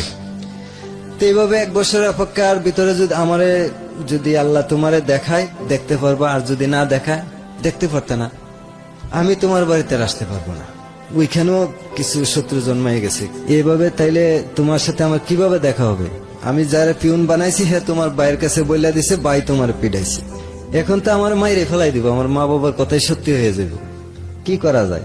কয়েক কাজ করো, আমি ভাদুর মাস আইলে মায়া বন্যা দিব, তখন তুমি আমার দেখতে পারবো। মায়া বন্যা মানে? মায়া বন্যা মানে ক্ষেত্রুয়া দিব, ধানের চারা রোপণ করো। ওকে ওকে। কোথায় করবা? কই যে সিধাই তোমাদের বাড়ির বরাবর যে একটা টাওয়ার আছে বিএসএফ পাড়াতে, টাওয়ারের পূর্ব পাশে একটা সরার বাঁধ আছে, বাঁধের কাছে আমাদের অনেক জমি আছে, আমার গুলো লাগামু। মায়া বন্যা দেওয়ার পরে ধানের বীজ চারা রোপণ করার পরে তাইলে পার্শ্ববর্তী জমি তো আমি দিব বদলা, বদলা বা টাকা নিব। ইন্ডিয়াতে মেয়ের এই কাজ করে, ছেলেরা করতো না তখন। আচ্ছা, ওই সময়টাতে ও কাজ করতো? জি। ওকে। আমার আব্বা জিজ্ঞেস আমারে যে আমার ছেলে কই, আম্মা কইছে কার খেতে জানি বদলা দিতে গেছে, মানে আমি আরেকজনের কাজ করে দেবো, সে আমার কাজটা করে দিবে। জি। এইভাবে ওইখানে গেলাম, যাওয়ার পরে সুদন কাকারে কইলাম যে কাকা আমারে কত টাকা দিবেন? 30 টাকা করে দেব। আমি 30 টাকা দিবেন? আমাদের বাংলাদেশে 20 টাকা, আপনি 30 টাকা দিবেন? আমরা আগে শুরু করলাম রুয়া। আমি একটা ছেলে নিয়েছি বাংলাদেশ থেকে, শেখ ফরিদ, ওই শেখ ফরিদ রে নিলাম। জি। একজন গার্ড না থাকলে বা সঙ্গী না থাকলে ভালো লাগে না। নিলাম, নেওয়ার পরে আমরা সুন্দর করে আওলা লাগাই, মানে দূর ছাড়া, সুতা ছাড়া, লাইন ছাড়া, যে যেমনি পরো লাগাই যাও। লাগাইতেছি, হঠাৎ করে দুই পাল বাংলা ভাষার চিঠির একটা কথা বলি আমি। একদিন আমার একটা চিঠির উত্তর দিছিল যে আমি জিজ্ঞেছিলাম তুমি কেমন আছো, পরীক্ষা তোমার কেমন হয়েছে, কি আসে বিষয়। সে প্রতি উত্তরে আমারে বলছিল যে মুন্না, পত্রের প্রথমে আমার প্রাণ জ্বালা ভালোবাসার তৃতীয় শুভেচ্ছা নিও। আশা করি আল্লাহর কৃপায় ভালো আছো, আমিও ভগবানের কৃপায় এক প্রকার ভালো বলতে পারি। আর পরীক্ষার কথা জানতে চেয়েছিলে, স্যারে যদি আমার প্রেমের গল্প লিখতে দিতে তাহলে সবচেয়ে বেশি নাম্বার পেতাম। মানে এক একটা চিঠি যদি আমি 100 বার পড়ি, আমার তৃপ্তি মজদ না। Beautiful, awesome story, awesome story. Okay. তখন আমি বইলা দিলাম যে আর তো আমার দেখা পাইবা না, আমি তো আর 10 দিন 12 দিন রুয়া, তারপর শেষ। তারপর তুমি তোমার দেশে, আমি আমার দেশে, কি করা যায়? তুমি কি আমাকে সত্যিই চাও? তুমি আমার বিয়ে করবা? করবো। আমরা যারে প্রেম করি তারে বিয়ে করি। ঠিক আছে, তখন আমার সাথে যে প্রেম করছে বিয়ে করবা? করুম। আমি তো মুসলমান, তুমি যে ত্রিপুরা, তা কি হয়েছে? আমি তোরে বিয়ে করব, তুমি যে মুসলমান হইতেইব। তখন সে বলল হ্যাঁ ঠিক আছে, আমি মুসলমান হইব। তুমি মুসলমান হইলে তোমার মা বাবা যদি জানে তোমার কি জবাব, তোমারে কি করব? তুমি মুসলমান হইবা, আমার বিয়ে করবা, আমি তোমার কইলিয়ে যাবো তোমার দেশে। তখন আমি মনে মনে চিন্তা করলাম তুমিও কাজ জানো, আমিও জানি, যদি তোমার বিয়ে করি কিন্তু ঠেকবো না। বয়স কম হইতে পারে কিন্তু ঠেকবো না, মা বাপ মান্যা না নিলেও ঠেকবো না। দুজনে মিলে জমিতে কাজ করব। হ্যাঁ, দুজনে মিলে কাজ করব। ঠিক আছে, রাজি আছো? হ্যাঁ রাজি আছি। আমারে বলতেছে মুন্না তুই ঘরে বসে বসে থাকবি, আমি তোরে কাজ করে খাওয়াইবো, আমি তোর মা বাবারে খাওয়াইবো কাজ করে, তুই শুধু বসে বসে দেখবি। ওরে বাবা! তখন আমি ওকে জিজ্ঞাইলাম যে তুমি আমার কতটুকু ভালোবাসো? তখন একটা গান গাইয়া শুনেলো আমারে যে ভালোবাসা যত বড়, জীবন তত বড় নাই, তোমায় নিয়ে 1000 বছর বাঁচতে বড় ইচ্ছে হয়। খুব মধুর কণ্ঠ, খুব তখনকার খুব কম ভালো আছিল, তখনকার যুগে গানটাও খুব মানানসই ছিল। আমি গানও জানি, মনে মনে বলতেছি সবই তো সে জানে, জ্ঞানটা একটু কম। আমি যতটুকু চিন্তা করছি আইন সম্বন্ধে, দেশ সম্বন্ধে, জাত ধর্ম বর্ণ, সে কিছুই চিন্তা করে না। সে শুধু চিন্তা করছে আমার কিভাবে পাইতো, আমার কাছে সে বিয়া বসতো প্লাস সংসার করতো। এটাই লাইফ, এটাই লাভ। আমরা একটা ছোট্ট তখনকার সে আমার কথাতে আমি তাকে যেভাবে যুক্তি দিছি যে তুমি জাত ছাড়তে হইব, দেশ ছাড়তে হইব, মা ছাড়তে হইব, বাবা ছাড়তে হইব, তো ভালোবাসার টানে সবকিছু ছেড়ে আমার কাছে যাইতে হইব নতুন আরেকটা জীবনে গিয়া। তুমি এখন যেভাবে জংলার সারা হরিণ, যখন তুমি খাঁচায় আটকায় যাইবা তখন তুমি বুঝতে পারবা দুনিয়া কিভাবে চলে। তখন সে কইতেছে আমি সবকিছু মান্য নিব, আমার বুঝাইতেছে তার বাসা দিয়ে, সে বাংলা জানতো না, যে আসলে আর নির্গুণী দেশ থাক না, আমি তোর দেশেই যাব। ঠিক আছে, তে কবে? আজকে, এখনই। আমি কিনা এখন না, একটা প্রস্তুতি নাও। তখন ঠিক আছে, কালকে কালকেই দেখা করব। আচ্ছা ঠিক আছে, আজকে আমরা দুজন, সন্ধ্যা হইলো, বৃষ্টিও শেষ হইলো, ওরা আর কাজে আইলো না, ওরা ওরার পথে গেছে, আমরা আমার পথে আই করছি, যার যার বাড়ি গেছে। পরের দিন কইছে যে বাদে দেখা করতাম। বাদে গেলাম, যাওয়ার পরে আমি ওই আসে নাই। আমি মনে মনে বলছি আরে জংলার পশু কি আর পালা মানে, পোষ মানে হয়তো এত আশা ভালোবাসা দিয়া আমারে বুঝায় আজকে আমারে বাদের পাগল করে বাদে বসায়া সে নাই। যা অপেক্ষা করতে করতে 1000 মশার কামড় খাইলাম। মশা কামড়া না কি কামড়া বুঝি নাই আসলে। তখন আমি আসে পেলাম বাড়িতে, আইসে মনে মনে সারা রাত আমি খাইলাম না, খালি রাতে কাঁদলাম ওর জন্য। আচ্ছা, কাঁদলাম। আমার আম্মা এদিকে কইতেছে বাবারে এইভাবে কাঁদতেছিস কেন, কে মারছে, কে কিসে, কি হয়েছে, আমারে কো, মারে কো। মা, আমার মাও আমার সাথে কাঁদে। আমি বললাম না মা, এমন একটা জিনিস কাউকে বলা যাবে না, আমি তো মা এমন একটা পরীকে ভালোবাসি, পরী। এ পরীকে দেখছেন জীবনে, আম্মা কইলো যে না পরীর গল্প শুনছি কিন্তু দেখি নাই। আমি আম্মা পরীর সাথে প্রতিদিন দেখা করি। আম্মা আমার তো পরী কোথায় জানি নিয়ে যায়, আমি কিছু বলতে পারি না। এরকম পরী আমার জীবনে দেখি নাই মা। কি থাইল্যান্ড, সিঙ্গাপুর, বিভিন্ন দেশের নাম বলে মানুষে। আমি তো মা যে পরীর দেশে গেছি, মা তো ভাববে যে পাগল হয়ে গেছে ছেলে। তখন আমারে প্রাথমিক একজন মমিন মুন্সি আছেন, একটা তাবিজ দিছে, কিছু পানি পরে খাওয়াইছে, আব্বা আয়তুল কুরসি সূরা পড়া, অনেক কিছু পড়া, হ্যাঁ আমার ফুটে দিছে। কিন্তু আমি তো কইতাছি না ঠিক মা, আমি একজন ফরিককে ভালোবাসি, পরীর সাথে আমার প্রেম, পরী আমার অনেক জায়গা নিয়ে যায়, কিন্তু একদিন আম্মা আপনাকে দেখাবো। তো যা দেখাইছে, আমি কই ওই আমার রূপ ভালো। মা যখন কইছে দেখাইস, ঠিক আছে। আমি রাইতে আর ঘুমাইনি, আজান দিছে ফজরের। আমার একজন শিক্ষক আছেন আমার পাশের, আমার বেডে থাকতো, সে আমার নামাজে নিছে, নামাজ পড়তাম, আমি উজু করে নামাজ পড়ছি, আমি দাঁড়াই রয়েছি, সে সেজদা দিতেছে, উঠতেছে, রুকুত যাইতেছে, আমার তো খেয়াল নাই। হঠাৎ করে সাইডে সে বলতেছে আসসালামু আলাইকুম ইয়া রাহমাতুল্লাহ। তখন আমি টপ করে বললাম, বইয়া সে সে বুঝতে বললো যে আমি তো আসলে নামাজ পড়ি নাই, আমি তো জাস্ট দাঁড়াই রয়েছি। আরেকজন আকামত দিছে, দুইজন নামাজ পড়তেছে, আমি দাঁড়াই রয়েছি ফজরের নামাজ। তখন আমার তো ফোন দিয়ে আটতেছি, কালকে কথা দিয়া কথা রাখলো না, আজকে কি আমি বাড়িতে যাবো গা? না বললাম যে তোমার মতো মানুষ আমার দরকার নাই, বা তোমার কি সমস্যা হয়েছিল আগে বুঝে বললে দিতাম, যে তুমি যদি আমার না চাও তাই আমি আর আমার জীবন নিয়ে খেলামেলা করবো না। আমি এই ধরনের একটা চিন্তা ভাবনা করতেছি। তারপর মন মানে না, সকালবেলায় গেলাম, গিয়ে বড় এক গাছের উপর উঠলাম বাংলাদেশে। ওইটা কিছুই দেখা যায় না, সকালবেলা পাহাড়ের উপরে কিছু দেখা যায় না।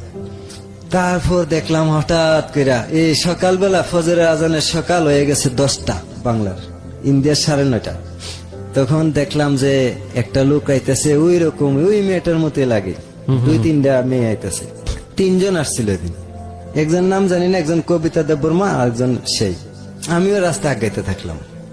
যখন দেখা হয়েছে তখন সামনাসামনি ইন্ডিয়ার ভিতরে ঢুকলাম, ডিপ কলের পানি চতুর্দিকে বেরোয়, 15-16টা মুখ দিয়ে আমি পানি মারলাম চোখে মুখে, পানি খাইলাম, খুব আনন্দ লাগতেছে আমার কাছে। দেখার পরে আমার কইতেছে যে আমার শরীর খারাপ নাকি? না আমার শরীর তো বলো, কেন চেহারায় তো বলে দিতেছে তোমার খুব অসুখ, তুমি খুব অসুস্থ, তুমি সারা রাত কি করছিলা? আমি ওই গাছটাতে বসে আছিলাম। কেন তুমি যে বলছিলে আমার বাদে দেখা করার কথা, তুমি আমার সাথে এদিন একটা হিসাব নিকাশ করবা, কিন্তু তুমি তো বাদে আসো নাই। আমি তো হাজার হাজার মশার কামড় খাইছি, আমার তো আর ঘুম হয় না এরপর থেকে। ঠিক আমি ঘুমাইতে পারছি না, আমিও ঘুমাইতে পারছি না। তখন কবিতা বলতেছে যে আমি ওরা এইভাবে আনছি, মা বলতেছে যে ভাত খাইয়ে নে। সে ভাত খাইছে না, কইছে ভাত খাইয়ে 1 গ্লাস গরম দুধ আছে, দুধরা খাইয়ে নিস। তখন সে নাকি ভাত না খেয়ে খালি দুধরা খেয়ে পড়ছে। সে যে আসতে পারছে না, বাধা পড়ছে ওই দিন। তখন আমি কইছি আর বাধা পড়বে না, শেষ পড়া। আমি আমার হিসাব নিকাশ আমারটা আমি কইসা ফেলছি, তুমি তোমারটা কইসা ফেলো, কি করা যাবে? আর কিন্তু যাওয়া যাবে না বাড়িতে আজকে, কি করা যাবে চিন্তা করো। কইভাবে আমি তো কানের 1 জোড়া দুল আছেন, একটা গলার চেইন আছেন, অন্তত পক্ষে 3-4 হাজার টাকা বিক্রি করতে পারবো। তোমার তো একটু বল ভরসা আমার দরকার আছে দেওয়ার, আর তুমি চাইছিলে সহযোগিতাটা আমি করব। আমি তো এগুলো আনছি না, আমি এগুলা চাই না, কিছুই চাই না, কোনো সহযোগিতা লাগবে না। আজকে তুমি একটা ডিসিশন দাও, তুমি আমার সাথে যাইবা না তুমি তোমার পথে যাইবা, বাড়িতে যাইবা ফেরত। তখন সে আমার তো একই প্রশ্ন, তুমি আমারে লইয়া যাইবা না আমার ফলাইয়া যাইবা? যদি আমার ফলাইয়া যাও মাইরা ফলাইয়া যাও, আর যদি নিয়ে যাও সঙ্গে করে লইয়া যাও। সুন্দর, ঠিক কথা। কবিতারে বোঝাও, বোঝাইছি। কবিতা গিয়া বাড়িতে বলবে না তো? না বলবে না, আমি ঠিক বইলা দিবে। তোমার বান্ধবী তোমার সাথে কাজ করে, যখন তুমি ওরে ফলাইয়া পড়বা, তোমার কথা ওই বইলা দিবে না বাড়িতে? সেইগুলা খেলে না মাথায়। তখন ঠিক আছে ওই বাদে যাও, আমারে বলতেছে ওই বাদে যাও, আগে যাও তুমি। মানে বাদরা ইন্ডিয়ার অনেকটা ভিতরে, আম গাছে পাহাড়ের নিচে একটা সমতল জায়গার ভিতরে, পাহাড়ে পানির একটা সরের মধ্যে একটা বাদ। ওইখানে গিয়ে বসে রইলাম। আসরে আজান দিছে, তখন সে আমার কাছে গেছে একা, বান্ধবীরা দেখছি ওই রাস্তা যাইতেছে।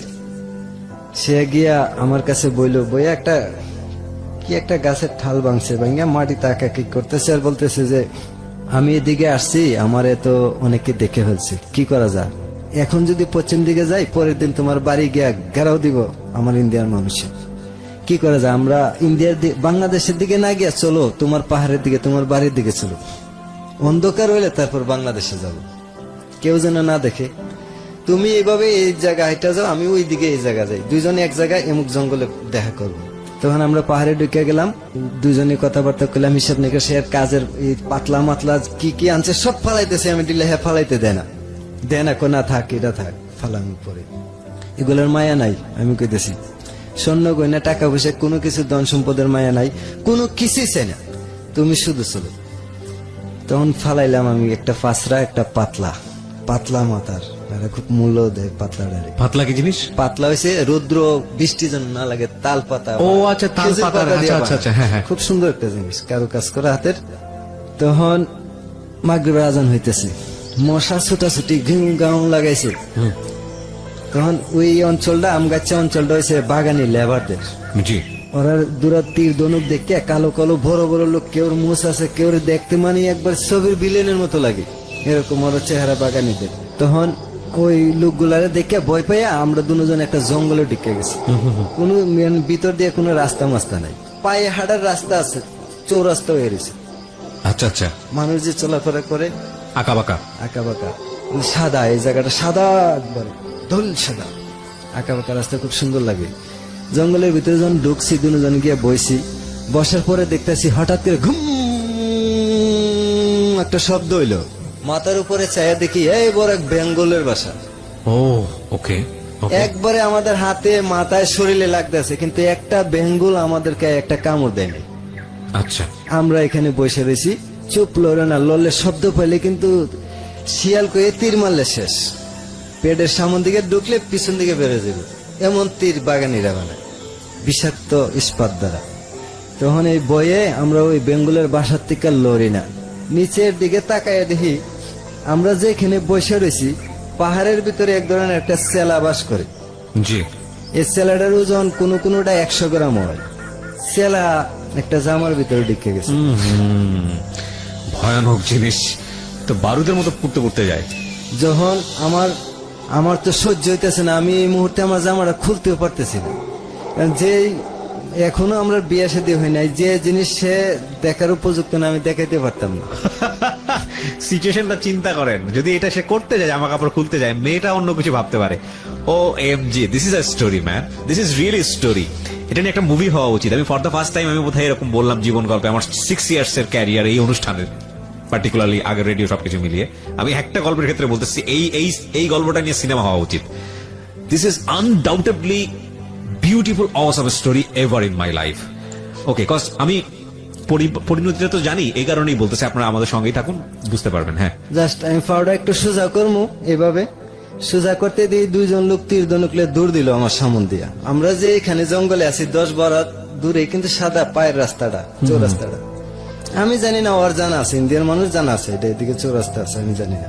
তখন চেলাটা আস্তে আস্তে এভাবে বাড়িয়ে আমার হাতের এখানে এলো, আয়া আমার চোখের দিকে এভাবে তাকাইলো, আমার চোখে ছেলেরা তাকাইছে, তাকাইবার পরে আমি মনে মনে আমার খাইস না, আর খাইলে খাইলা, কিন্তু ওরা যেন তীর দিয়ে না মারতে পারে। ছেলেটা হঠাৎ করে না একটা পাতার মেঝে উঠতে আর বাইয়া গেছে।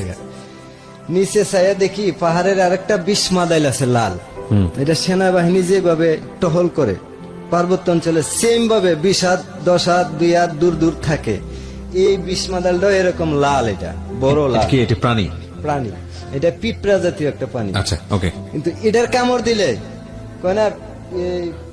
পিঁপড়া কামড় দিছে, ব্রাহ্মণবাড়ি আগুন লাগছে, এই কথা না করলে বীর জানে নাকি। ওকে, মানে এত বিষাক্ত, মানে বেঙ্গলের ভিতরে বল্লা আছে, খুদে বল্লা আছে, বেঙ্গল আছে, বেঙ্গল হয়েছে সর্বোচ্চ, পিঁপড়াদের ভিতরে এটা হয়েছে পিঁপড়া রাজা সর্বোচ্চ। ওরে বাবা, লাল। তারা যদি একটারে না জানা অবস্থা পাড়া দেন, আপনার কিছু করবে না। আর জান না আপনি একটা পিঁপড়া পাড়া দিচ্ছেন, আপনারা একটা কামড় দিলে 3 দিন পর্যন্ত জ্বলবে এই জায়গাটা, এত করা, কিন্তু একটা পিঁপড়াও কামড়ায় না। আমরা দুজন পিঁপড়ার বাসার উপরে বেঙ্গলের নিচে বসে আছিলাম। বেঙ্গলের অনেক, যে বেঙ্গল যখন ছোট অবস্থা থাকে পোকাটা যখন মারা যায় তখন বেঙ্গলে মুখ দিয়ে টাইনা যেভাবে কেটে বের করে ফেলাই দেয় না ডাইকা দিয়ে মোম দিয়া আর যেটা নিচে ফেলা এটা খাওয়ার জন্য পিঁপড়া গুলা এখানে আসতে না আচ্ছা গেছে। আচ্ছা আচ্ছা, ওকে। আমি এটা বুঝতে পারছি যাক আল্লাহর অশেষ মেহেরবান, কিন্তু আমরা একটা পিঁপড়া একটা বলল কামড় দিছেন। মানুষ যখন দৌড়াদৌড়ি করে ছুটাছুটি করে যার যেমনি চলে গেছে অন্ধকার হয়ে গেছে, তখন আমরা যে পথে এখন বাংলাদেশের উদ্দেশ্যে রওনা করব দুজন এক মনের মানুষ হয়ে, তখন সে বলল ঠিক আছে যা, আল্লাহ যা রাখছে বড় তো হে, সে তো আল্লাহ কয় না ভগবান কয়, চল কোন পথে যাবো, তুমি যে পথে নাও। আমি চিন্তা করলাম যে পথে মানুষ চলাচল করে এই পথে যাওয়া যাবে না। হঠাৎ একটা মানুষ সামনে পড়লো, আপদ কাটা সাটা পানি, একটা সরা আছে বললাম না, এই সরার সূত্র ধরলাম, কিছুটা সরাও হারছি, আঁকা বাঁকা পথ, কিছু কাটা মাটা এসে আমরা বিচ্ছি, কিন্তু বুঝি নাই কাটা যে লাগছে। তা পথে যে বাবুকে আমরা বাংলাদেশের দিকে গেছি, বাংলাদেশের রাইতে বলে ঢোকার আগে একটা বিএসএফ এর গাড়ি একটা খুব দ্রুতই আমরা বরাবর ব্রেক করছি, মনে মনে কইছি শেষ, দেখতে লাইছে একটা গুলি দিব শেষ, বিএসএফ এর গুলির অর্ডার লাগে না, গুলি করলে শেষ। এরা লাস্টে নিয়ে ফুসমোডম করে একটা গুলি, এমন অনুষ্ঠানের দাম কত, একটা ফুসমোডম করলে কি কি জিনিস পা আমি চিন্তা করতেছি। তো গুলির করলে গুলিটা অল্প টাকা হয়তো 5-1,000 টাকা হইলো, কিন্তু একটা মানুষের গুরুত্বপূর্ণ দুইটা অঙ্গ, চক্ষু, লিভার, কিডনি, অনেক জিনিস আছে আমি যেগুলো জানি না, এগুলো খুলে নিয়ে যায় ফুসমোডমের মাধ্যমে। পরে লাশটা আয়া প্যাকেট হিসেবে পচা একটা লাশ ফেরত দেয় প্লাক মিডিয়াম। এই জিনিসটা চিন্তা করে আমার স্তব্ধ হয়ে গেলাম, দাঁড়াইলাম 1 মিনিট, এমনিতে গাড়িটা আবার গেছে গা। আমরা দেখছি গাড়িটা একটা টান দিয়া ক্যাম্পে গেছে। ক্যাম্পটা মনে করেন আমাদের কাছ থেকে প্রায় 500 গজ দূরে বিএসএফ ক্যাম্প, আর 500 গজ দূরে বিএসএফ ক্যাম্প। মোট 1000 গজের ভিতরে এক পাশে বিএসএফ, এক পাশে বিজিবি ক্যাম্প। আর 1000 গজ জায়গাটা হয়েছে পাকা রাস্তা, সীমান্ত পাকা রাস্তা। এটা বাংলাদেশ, এটা ইন্ডিয়ার পাকা রাস্তা। জি, খুব সুন্দর একটা জায়গা। এটা বর্তমানে তারকাটার পশ্চিমে পড়ছে, তারকাটা গেছে পিছনে। এটা একটা বাংলাদেশের একটা পার্কের মতো হয়ে গেছে, পর্যটন এলাকা হয়ে গেছে। ঢাকা থেকেও মানুষ যাও ওই বর্ডার দেখতো, এখানে গিয়ে হাঁটে। তখন আমরা আসিয়া আমাদের বাংলাদেশে অনেক জমিতে চীনা বাদাম আছে। আমি একটা বাদাম গাছ উঠাইলাম, কার জমি থেকে জানি না, উঠাইয়া সেটা কাঁচা বাদাম 4-5টা খাইলাম, খাইয়া ফালাই দিলাম বাকিটা। চিন্তা করছি এখন কইলে যাবো, আমার কাছে 1 টাকা নাই, আমি 1 টাকা রুজি করি না। রাইট। কই নিয়ে যাবে? একটা হচ্ছে জীবনের সবচেয়ে কাঙ্ক্ষিত মানুষটাকে সে পেয়েছে, কিন্তু কই নিয়ে যাবে? কই নিয়ে যাওয়ার প্রশ্নে 2টা সংস্কৃতি, 2টা দেশ, 2টা ধর্ম, শুধু 2 মনে 1 মন হয়েছে। এবং আপনারা চিন্তাও করতে পারবেন না এই লাভের শক্তি কতখানি। এই জন্যই তো আমরা বলি ভালোবাসাই হচ্ছে ঈশ্বর, ভালোবাসাই হচ্ছে আল্লাহ। এবং দেখেন এত এত প্রতিবন্ধকতা, তার মধ্যেও 2জন মানুষ প্রেমের বন্ধনে আবদ্ধ হয়েছে। এখন পর্যন্ত কোন ধরনের প্রতিকূলতা তারা ফেস করেনি, সামনে করবে। বলুন তারপর ওকে বাদাম ক্ষেতের একটা আইলের মধ্যে বসাইলাম। এই বাদাম ক্ষেত্রে আবার ভারতীয় একটা সরা, এখন এক সময় একটা সরা গাঙ্গে ছিল, মোটামুটি সরার মতো, এখন এটা মরা গাং, মরা ছড়া। এটার পরে বসে আমি চিন্তা করলাম টাকা পয়সা ছাড়া তো পশ্চিম দিকে যাওয়া যাবে না, আর আমার কাছে 1 টাকাও নাই, আমি কি কইরা মানে ওকে কোথায় নিয়ে যাব আমি চিন্তা করে পাইতেছি না কিছু। কিন্তু ওনাকে আগে আমি বুঝাইছিলাম মেয়েটাকে যে তোমাকে যদি নিয়ে যায় সীমান্ত আইনে মামলা হবে, অপহরণ মামলা, বিভিন্ন ধরনের মামলা হয়রানি করতে পারে আমার কিন্তু প্রস্তুতি ওই রকম কোমর মোটা না, শক্তিশালী না, আমি একবারে দুর্বল, একবারে ধানের শীষের মতো। তখন সে কইলো আচ্ছা ঠিক আছে, আমার কাছে 200 টাকা আছে ইন্ডিয়ার, 200 টাকা দিয়ে আমি কি করব, এটাকে তো বাংলাদেশ অচল, চলবে না।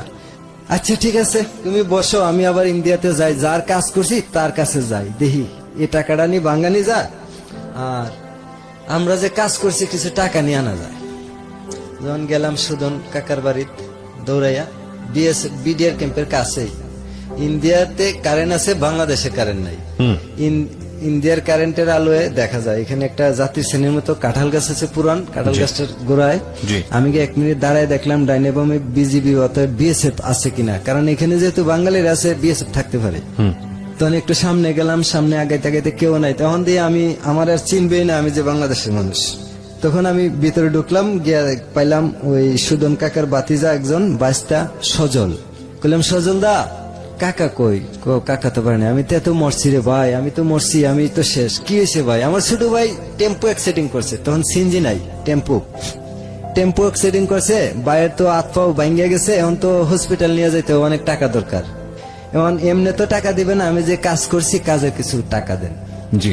তখন কইলো কাকা তো নাই, কাকা তো বাসাত নাই, কাকা ওই সিপিএম না কংগ্রেসের মিটিং এ একটু বাহিরে গেছে, ইন্ডিয়াতে রাজনীতি, এখন কি করা যায়? আমি কই দেখো রাত পড়লে তোমার মুখ আমি দেখবো, আমার মুখ তোমরা দেখবা, কারণ দুই দেশে দুইটা দেশ হলো পাশাপাশি, আমরা দুই ধর্মের মানুষ হলো জাত একটা বাঙালি, কিন্তু আজকে আমার অসুবিধা কালকে তোমার হইতে পারে, আজকে আমার যদি কিছু সহযোগিতা করো, আমি না হয় কালকে তোমার এটা উদ্ধার করে দিলাম, পরবর্তীতে যাই দিবা, কিন্তু কাজের টাকাটা কাকা থাকলে নিয়ে যেতাম। তখন কইতেছে আচ্ছা ঠিক আছে, আমি 400টা টাকা দেই তোমারে, কাকার থেকে আমি নিয়ে নিব।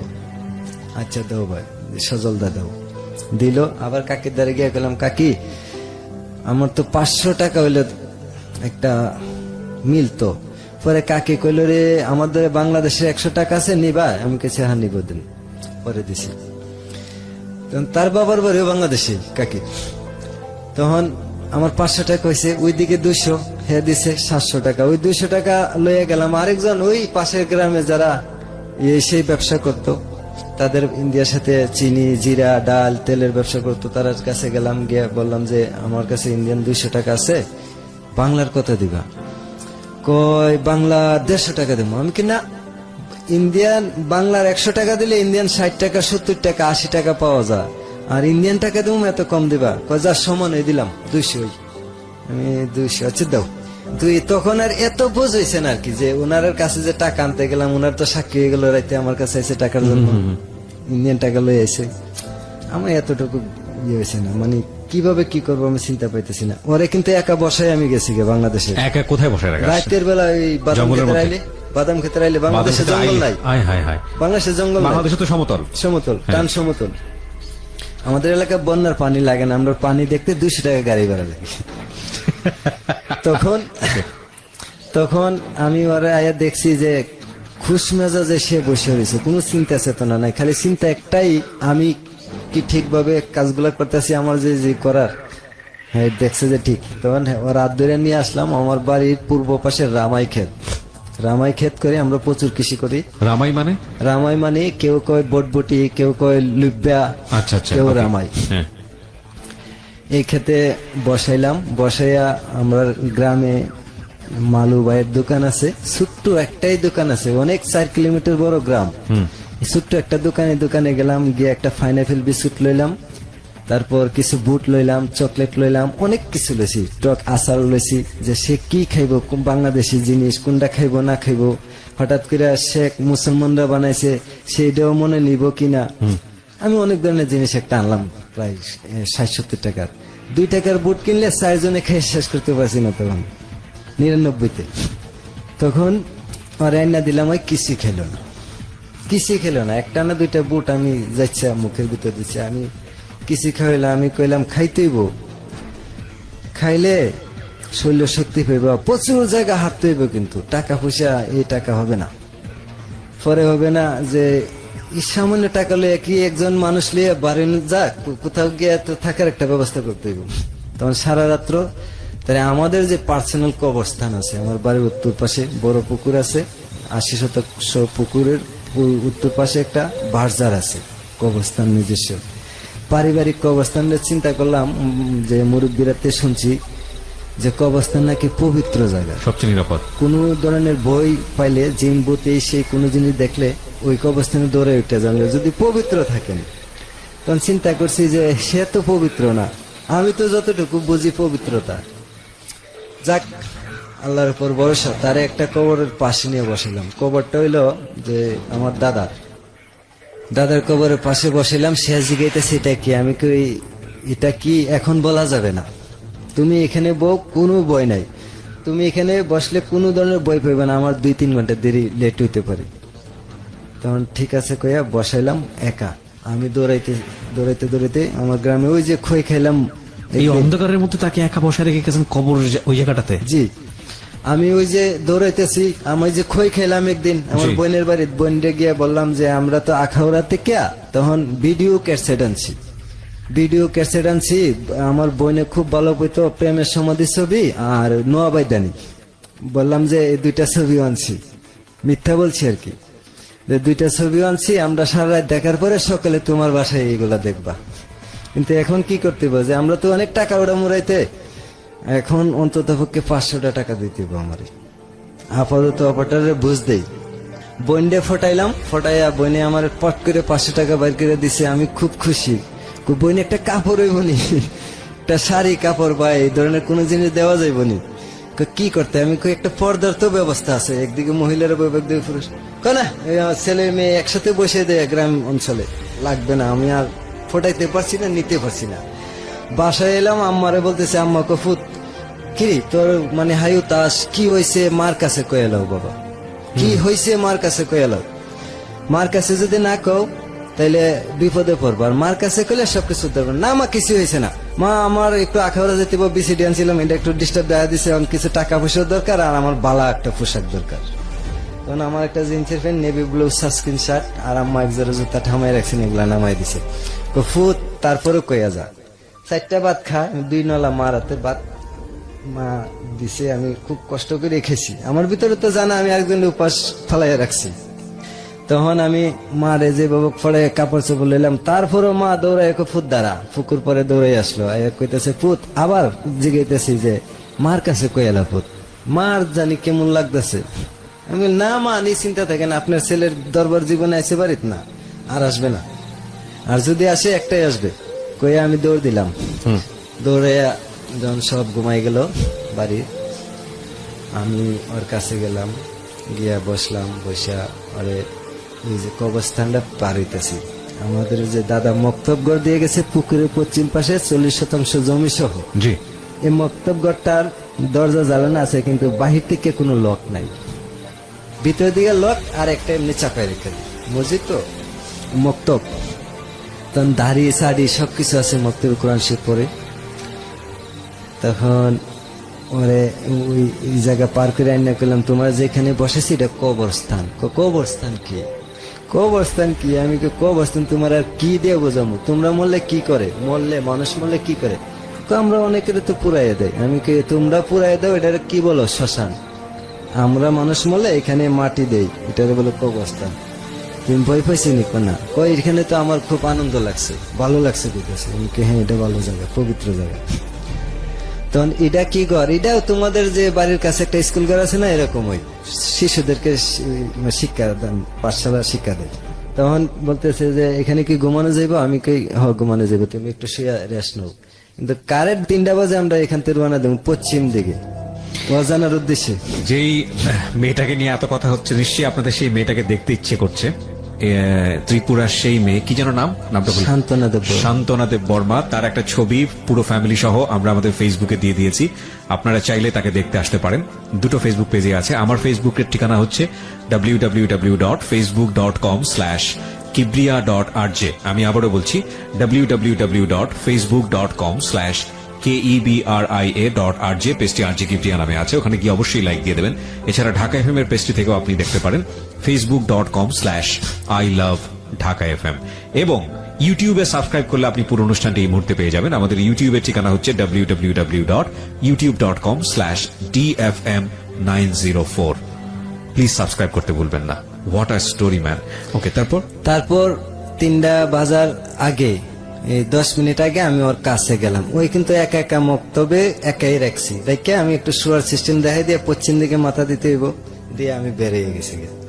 বেরিয়ে আমি কি জানি ভাবতেছি, কি জানি আমি হিসাব মিলাইতেছি, কি করতে পারি, কোন দিকে যাইতে পারি, কোন আত্মীয়র বাড়িতে গেলে ভালো হইব, কোন দিকে গেলে ভালো হইব না, কোন দিকে গেলে খারাপ হইব, এই ধরনের একটা চিন্তা আমার মাথাতে। এখন তো আমি অভিভাবক গার্জেন, ওই মেয়েটার, তার মা ইজ্জত সই সম্মান সবকিছু আমার হাতে, আমি ছোট্ট কম বয়সে আমার মাথার এত বড় একটা ঝুঁকি, এটা আমি ঝুঁকি নিব, দুর্যোগ, কিন্তু ভালোবাসার কাছে কোনো দুর্যোগ হার মানে না, দুর্যোগের কাছে ভালোবাসা হার মানে না। তখন তারে নিয়ে হাঁটতে হাঁটতে হাঁটতে হাঁটতে 4 কিলোমিটার হাঁটলাম। পশ্চিম দিকে সোজা হরিণখোলার বুক ছিঁড়া সীমান্ত একবারে 0 পয়েন্ট থেকে একবারে পশ্চিম ঢাকা শহরের সংযুক্ত একটা রাস্তা। এই রাস্তা কাঁচা রাস্তা, এখনো কাঁচা। এই রাস্তা হাঁটতে হাঁটতে হাঁটতে হাঁটতে আমার বড় বোনের বাড়িতে আসলাম কালিকাপুর। ভাবছি মেয়েটা তো ভারতীয় উপজাতি পোশাক নিয়ে আসছে, এখন কিভাবে এই পোশাক নিয়ে আমরা এই মেলে ঢুকবো। একটু চিন্তা কইরা বড় বোনের বাড়িতে গিয়ে ফজর নামাজের আজানের আগে ডাকতেছি, আপা আপা দরজা খুলেন। দুলাভাই আফা দরজা খুললো, খুললে আফায় কইতাছে এ কি দেখলাম। দুলাভাইরে কইতাছে এটা কি, মেয়েটারে দেখিয়া। তখন আমি কইলাম এটা তোমার এই জায়গাটার নাম। একটা বেড়ার দরজা, তৎকালীন মানুষ খুব গরিব ছিল বাংলাদেশে। ওই বেড়ার দরজার ফাঁক ফুক আছিল, একটা কাপড় দিয়ে ফাঁক ফুক বন্ধ করে রাখছে। এই কাপড়টা টাইনে গিয়ে বাইর করলাম। আমি চিন্তা করলাম এখন যদি কাপড়টা আমি সরাই তাহলে রিক্সাটা পাবো না, সহযোগিতাটা পাবো না। আর যদি রিক্সাওয়ালার খুললা বলি তাহলে একটা দিতেও পারি। ডাকলাম বাইয়া বাইয়া কইয়া, বাইয়া আসলো। রিক্সাওয়ালা এসে বলতেছে ভাইয়া কি, আমি ভাইয়া আমার একটু ওই দিকে নিয়ে যাইতে, স্বাস্থ্যগঞ্জের দিকে, সিলেটের উদ্দেশ্যে আর কি। কতটুকু যাবেন, আমি তোমার শক্তি যতটুকু কোলা যতটুকু আমার নিয়ে কইবা শেষ আর পারছি না, এতটুকুই। কিন্তু এই এলাকা অতি অতি সত্তর ত্যাগ করতে হবে আমার। তখন এই রিক্সাওয়ালা কাপড়টা দিছে, কিভাবে দিছে, রিক্সাটারে ফুটটারে চতুর্দিকে ঘুরে এলেছে, কিন্তু ফরাইছে না। সে আমার মনতলা তেমনিয়া নামক স্থানে বিডিআর কোম্পানি কমান্ডার হেডকোয়ার্টারের কাছে নামাই দিছে। আমি ওখানে নামি, কিন্তু সে কাপড়টা আবার নিয়ে আসে। 5 টাকার ভাড়া, আমি 30 টাকা দিয়েছিলাম রিক্সা ভাড়া। 30 টাকা হলে তখনকার ঢাকা আসা যেত। তখন ওইখান থেকে তখন সর্বপ্রথম তৎকালীন একজন মন্ত্রী ছিল, কোন দলের জানি না, আব্দুল সালাম তালুকদার। উনি একটা রাস্তা করছিল হরিশপুর থেকে শাস্তাগঞ্জ পর্যন্ত, সুনাই নদীর ব্রিজ সহ। এই রাস্তাটার ভিতরে 7 সিটার নামক একটা গাড়ি ঢাকার থেকে পরিত্যক্ত ঘোষণা করলে ওই লোকালো এই গাড়িগুলা চলে, কমান্ডো গাড়ির মতো। এই গাড়ি একটা আসলো ফার্স্ট, এই গাড়ি আমরা তুললো। তোলার পরে টাকাও কম, ভাড়াও কম, কই যেমন জায়গার নাম আর কইতে পারি না। আমরা নিয়ে শাহপুর রেল স্টেশন নামাই দিল, ছোট্ট, ওইখানে বড় টিন ধরে না। নামাই দেওয়ার পরে একজন চাচা মুরব্বী আছে, দাড়ি, এই লম্বা লম্বা দাড়ি, 2 জন দেখলাম মুরব্বী দাড়ি।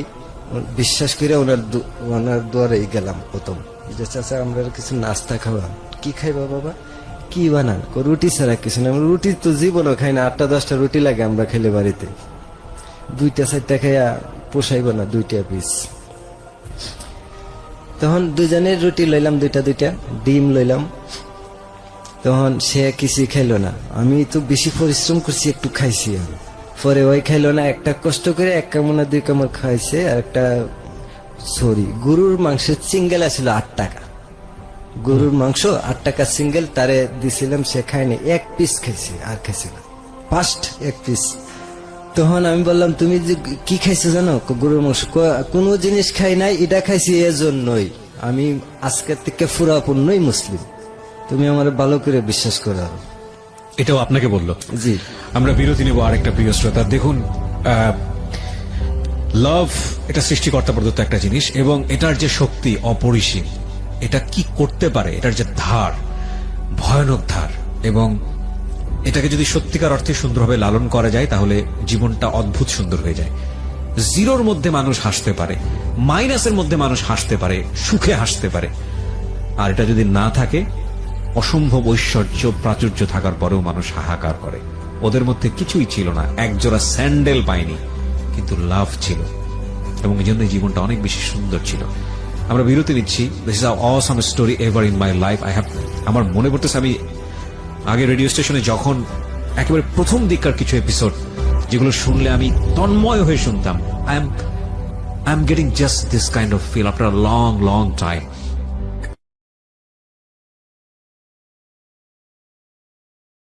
বলেন। তখন শাহপুর থেকে আমি রিক্সা যুগে আমি যাই তেলিয়াপাড়া। আমি ছোটবেলা আমার চাচাতো ভাই এক বাড়িতে রোজিং থাকতো, তার বাড়িটা চিনতাম আমি ওয়াজ শুনছিলাম কয়েকবার আমার নিচে। ওই বাড়িতে যাওয়ার পরে ওই বাড়ির শামা ভাই, শামসুল আলম শামা, জি। এবং ওনার বোন আমেনা। আমরা দুজনের যে ল্যাংরা চুয়ার বাচ্চা কই ল্যাংরা রাস্তাতে থাকে, এগুলা অনেকগুলা ছিল, কাটা ছাটা এগুলা ওনারা খুলছে যে 5 রাতে। তখন উনি গরিব একটা পরিবার, ওনারা আমাদেরকে ভাত খাওয়াইছে, একটা কাপড় দিছে। বাজারে আইসা শামা ভাই এক জোড়া স্যান্ডেল কিনে দিছে দিয়া। ওনার বনজামার বাড়ি অলিপুর গেট, একবারে সোজা পশ্চিম দিকে বাটি অঞ্চলে উসাইল গ্রাম। ওই গ্রামে আমরা পথ দেখাই দিছে।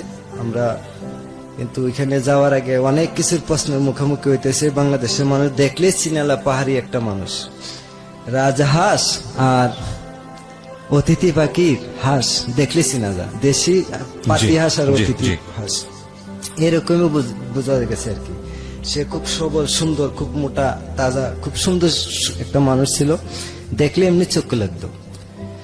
তখন ওই বাড়িতে যাওয়ার আগে সে ঠিকানা খালি বলেছে, আমি জানি না। এক রিক্সাওয়ালার বললাম, ভাই এমুকের বাড়ি যাবো। রিক্সাওয়ালা হাসতেছে আমার দিকে, কে এমুক আপনার কি হয়? আমি কি আমার ভাই হয়? কেমন ভাই হয়? খুব ভাই, রক্তের ভাই। এসে আমি বলতেছি আর কি, এই রিক্সাওয়ালাই কিন্তু সে লোক। ও ওকে। সে আরো বেশি করে প্রশ্ন করে। 2-3টা লোক আমাদেরকে দাঁড় করাইছে এখানে, এই আটকাও, এই মায়া খারাপ ভাষা কইছে, গেলে কই যাস। তখন আমি আমার সাথে তখন আমার বউই বৌমা কি বিয়ে তো করেননি তখন? না, বিয়ে আমরা একটা করছি, মনে করেন চন্দ্র সূর্য, চন্দ্র রেখে। আসিল রাত্রে, সাক্ষী রেখে আমরা একটা আপাতত একটা দুষ ফুরাইলাম আর কি। তখন ওরে আমি টান দিয়ে রিক্সাতে নিচে নামাইলাম, রিক্সার ফুটটা উড়াইলাম, উড়াই ভিতরে দেখি কোনো কিছু নাই, যে আমরা খারাপ মন্তব্য করছে।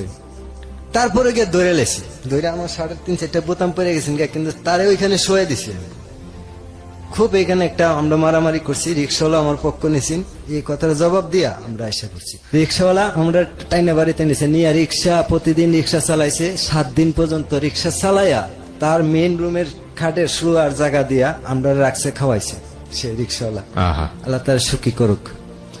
তার বউয়ের কাপড় চোপড় সব দিছে, তার পরনের কাপড় দিছে আমারে। তখন এদিকে বাংলাদেশের লারা পড়ে গেছে, ভারতীয় মেয়ে আমি অপহরণ করে নিয়ে আসি। কে? ত্রিপুরা রাজ্য প্রধানের বাস্তি শান্তনা দেব বর্মা। আমি নাকি অপহরণ করে নিয়ে আসি, জোরপূর্বক নিয়ে আসি, বইবিতি দেখাইছি, মানে অনেক ধরনের রিপোর্ট দিছে। ভারতীয় এক ধরনের উগ্রবাদী আছে, ওরাও নাকি বিএসএফ ক্যাম্পে চাপ দিছে, বিএসএফ বাংলাদেশ বিজিবিতে চাপ দিছে, বিডিআর এ চাপ দিছে। বিডিআর তখন বিডিআর বলছে যে 12 ঘন্টার ভিতরে আমার লোক না দিলে তোমার বিডিআর ক্যাম্প থাকবে না। উগ্রবাদীরা বিএসএফ বলছে যে 12 ঘন্টার ভিতরে আমার বোন না দিলে তোমার বিএসএফ ক্যাম্পে থাকবে না। এই ধরনের একটা উত্তেজনা সৃষ্টি হয়ে গেছে। দরপাকড় গ্রামে শুরু হয়ে গেছে, বিজিবি পুলিশ মিল্লা বাড়ির আমার প্রায় 50-60 জন সদস্যকে হয়রানি করা শুরু করে দিছে আমার জন্য। আশেপাশের বাড়ির মানুষও গ্রেপ্তার লাগাইছে। তখন এমন একটা খবর আছে আমার মনে হয়, আমার একজন পিওনা ছিল, আমার একটা বন্ধু মনে হচ্ছে, ওই শেখ ফরিদ, জি।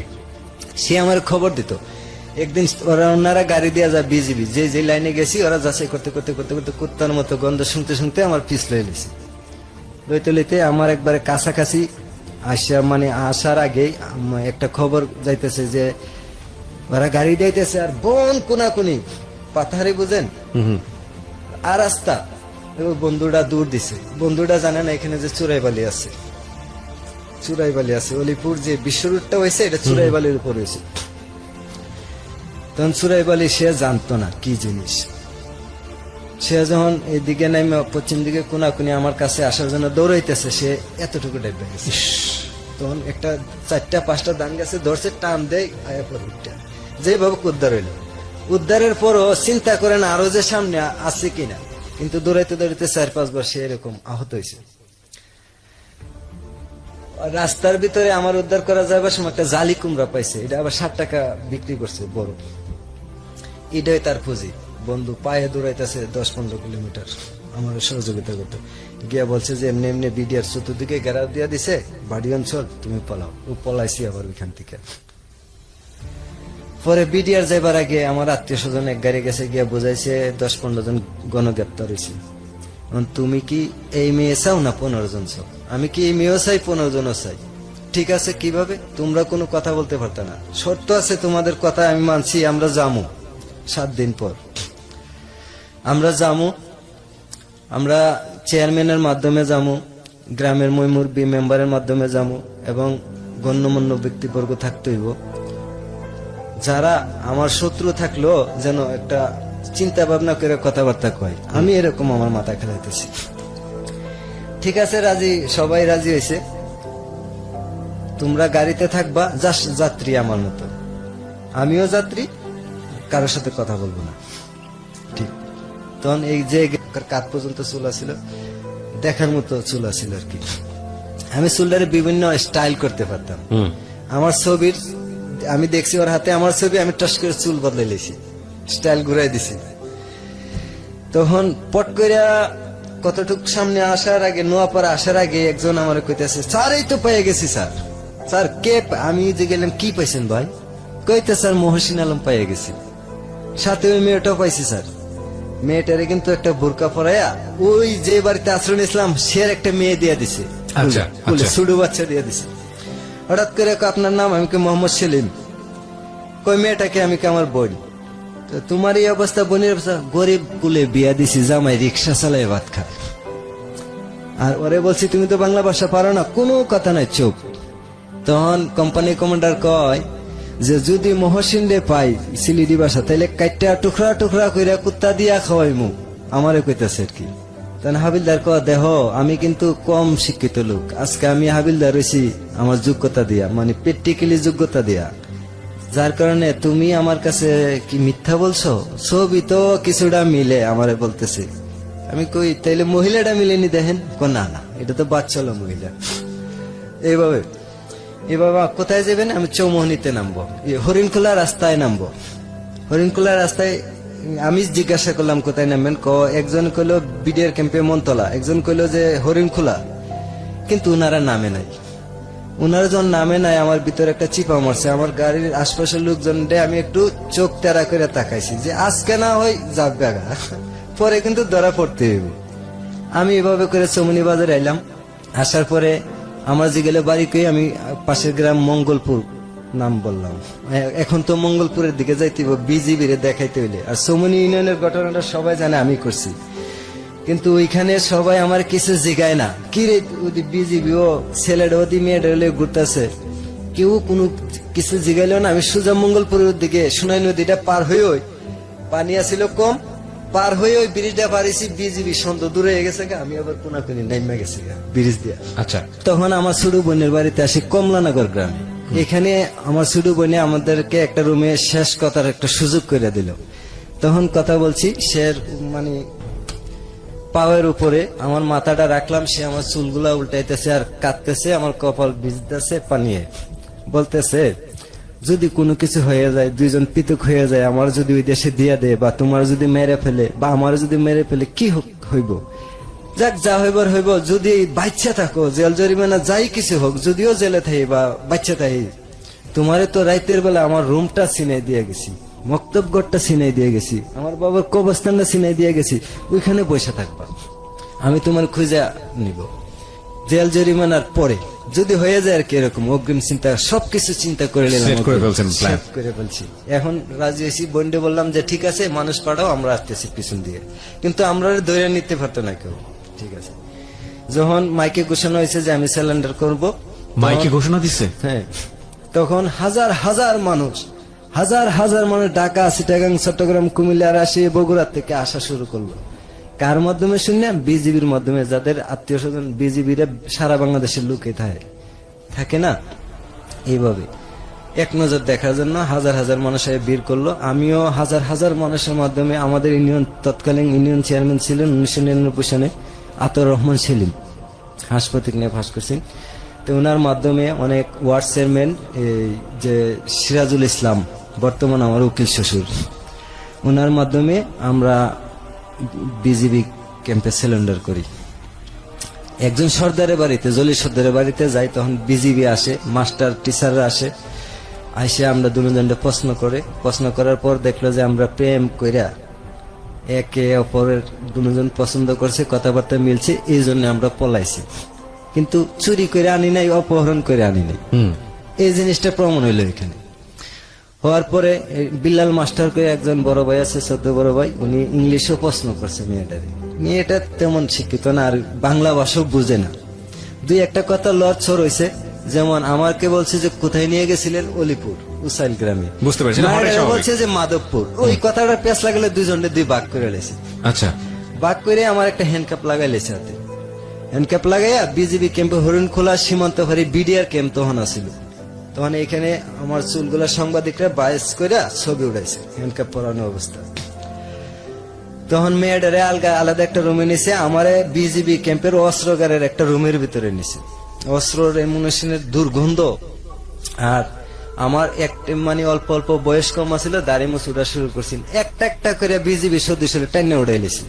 এই দাড়ি গোপগুলা। হ্যাঁ, আর আমার খুব গুসাইছে, কিন্তু ওদের এই নির্যাতন আমার চামড়ার উপরও লাগে নাই। ওরা যা করছে, কিন্তু রক্তাক্ত হয়েছি, দাড়ি উড়াইছে, আমার রক্ত বেরোছে, কিন্তু আমি কষ্ট পাই না। তখন ভারতীয় বিজিবির প্রস্তাব দিছে, সাথে সাথে প্লাক মিটিং, পতাকা বৈঠক, যেটাকে আমরা বলি। পতাকা বৈঠক। পতাকা বৈঠক হইলো, হাজার হাজার মানুষ দাঁড়ায় রইল কি হয় শেষটা দেখার জন্য। শেষটা এদিন সন্ধ্যাবেলা শেষ হয়েছে, মেয়েটারে ইন্ডিয়া দিয়ে দিছে, আর আমারে থানায় নিয়ে গেছে। আমার বিজিবি আরো কিছু মারধর করছে, মানে অবৈধ মারধর করছে, সীমাহীন, মানে যেটা আমি বাসায় প্রকাশ করব না এখন, নির্যাতন করছে। কিন্তু তখনকার আমার বয়স 20 বছর হইলো, আমি ছোট। যাক, মেয়েটারে দিয়ে দিছে একটা গাড়িতে উড়াইয়া, জোরপূর্বক করিয়া, জোরাজুরি করিয়া মেয়েটারে খুব জোরাজুরি করে দিয়ে দিছে। মেয়েটা ইন্ডিয়া এক রাত্রে মনে হাজতখানা আসিন। পরের দিন তার ভাই বারাদারে চাকরি করার সুবাদে তার বাড়িতে নিয়ে গেছে, আর আমি 1 মাস 18 দিন ছিলাম জেলে। আমাকে থানায় চালান করে দিছে। প্রথম থানায় নেওয়ার পরে যে রুমটার ভিতরে রাখছে, মানবতা একটা জিনিস বাংলাদেশে তখন আমি দেখছি নাই। যেমন জেলিরা তো মানুষ, মানুষ জেলে যায় না, না পশু জেলে থাকে, মানুষ জেলে থাকে। মানুষ যে এখানে যে লকাবে আমার রাখছে, বাথরুমটা খুব নোংরা ছিল, বাথরুমের মল উপর দিয়ে বাসাই, তো এখানে আমি দাঁড়াই থাকতে হয়েছে। কিভাবে দাঁড়াইছি জানেন? আমি ওইটা রডে ধরে পাও দুইটা দেওয়ালের মাঝে বাজায় রাখছিলাম। সবচেয়ে বড় শাস্তি হচ্ছে রডে ধরে পাও, নিচে তো ময়লা দুর্গন্ধ, আবার এখানে আইনে বাদ দেয়, খাইতাম খাবার দেয়, বাজে খাবার দেয়, পচা খাবার দেয়, আমি খাই নাই। এই আমি লকাবে শোনার পরে আমার আব্বা আর বাড়ি ছাড়া, আমার এক বোন গেল আমারে দেখতো, আমি জানি না, পট করে আমার লকাপতে বাইর করে আনছে, আইনা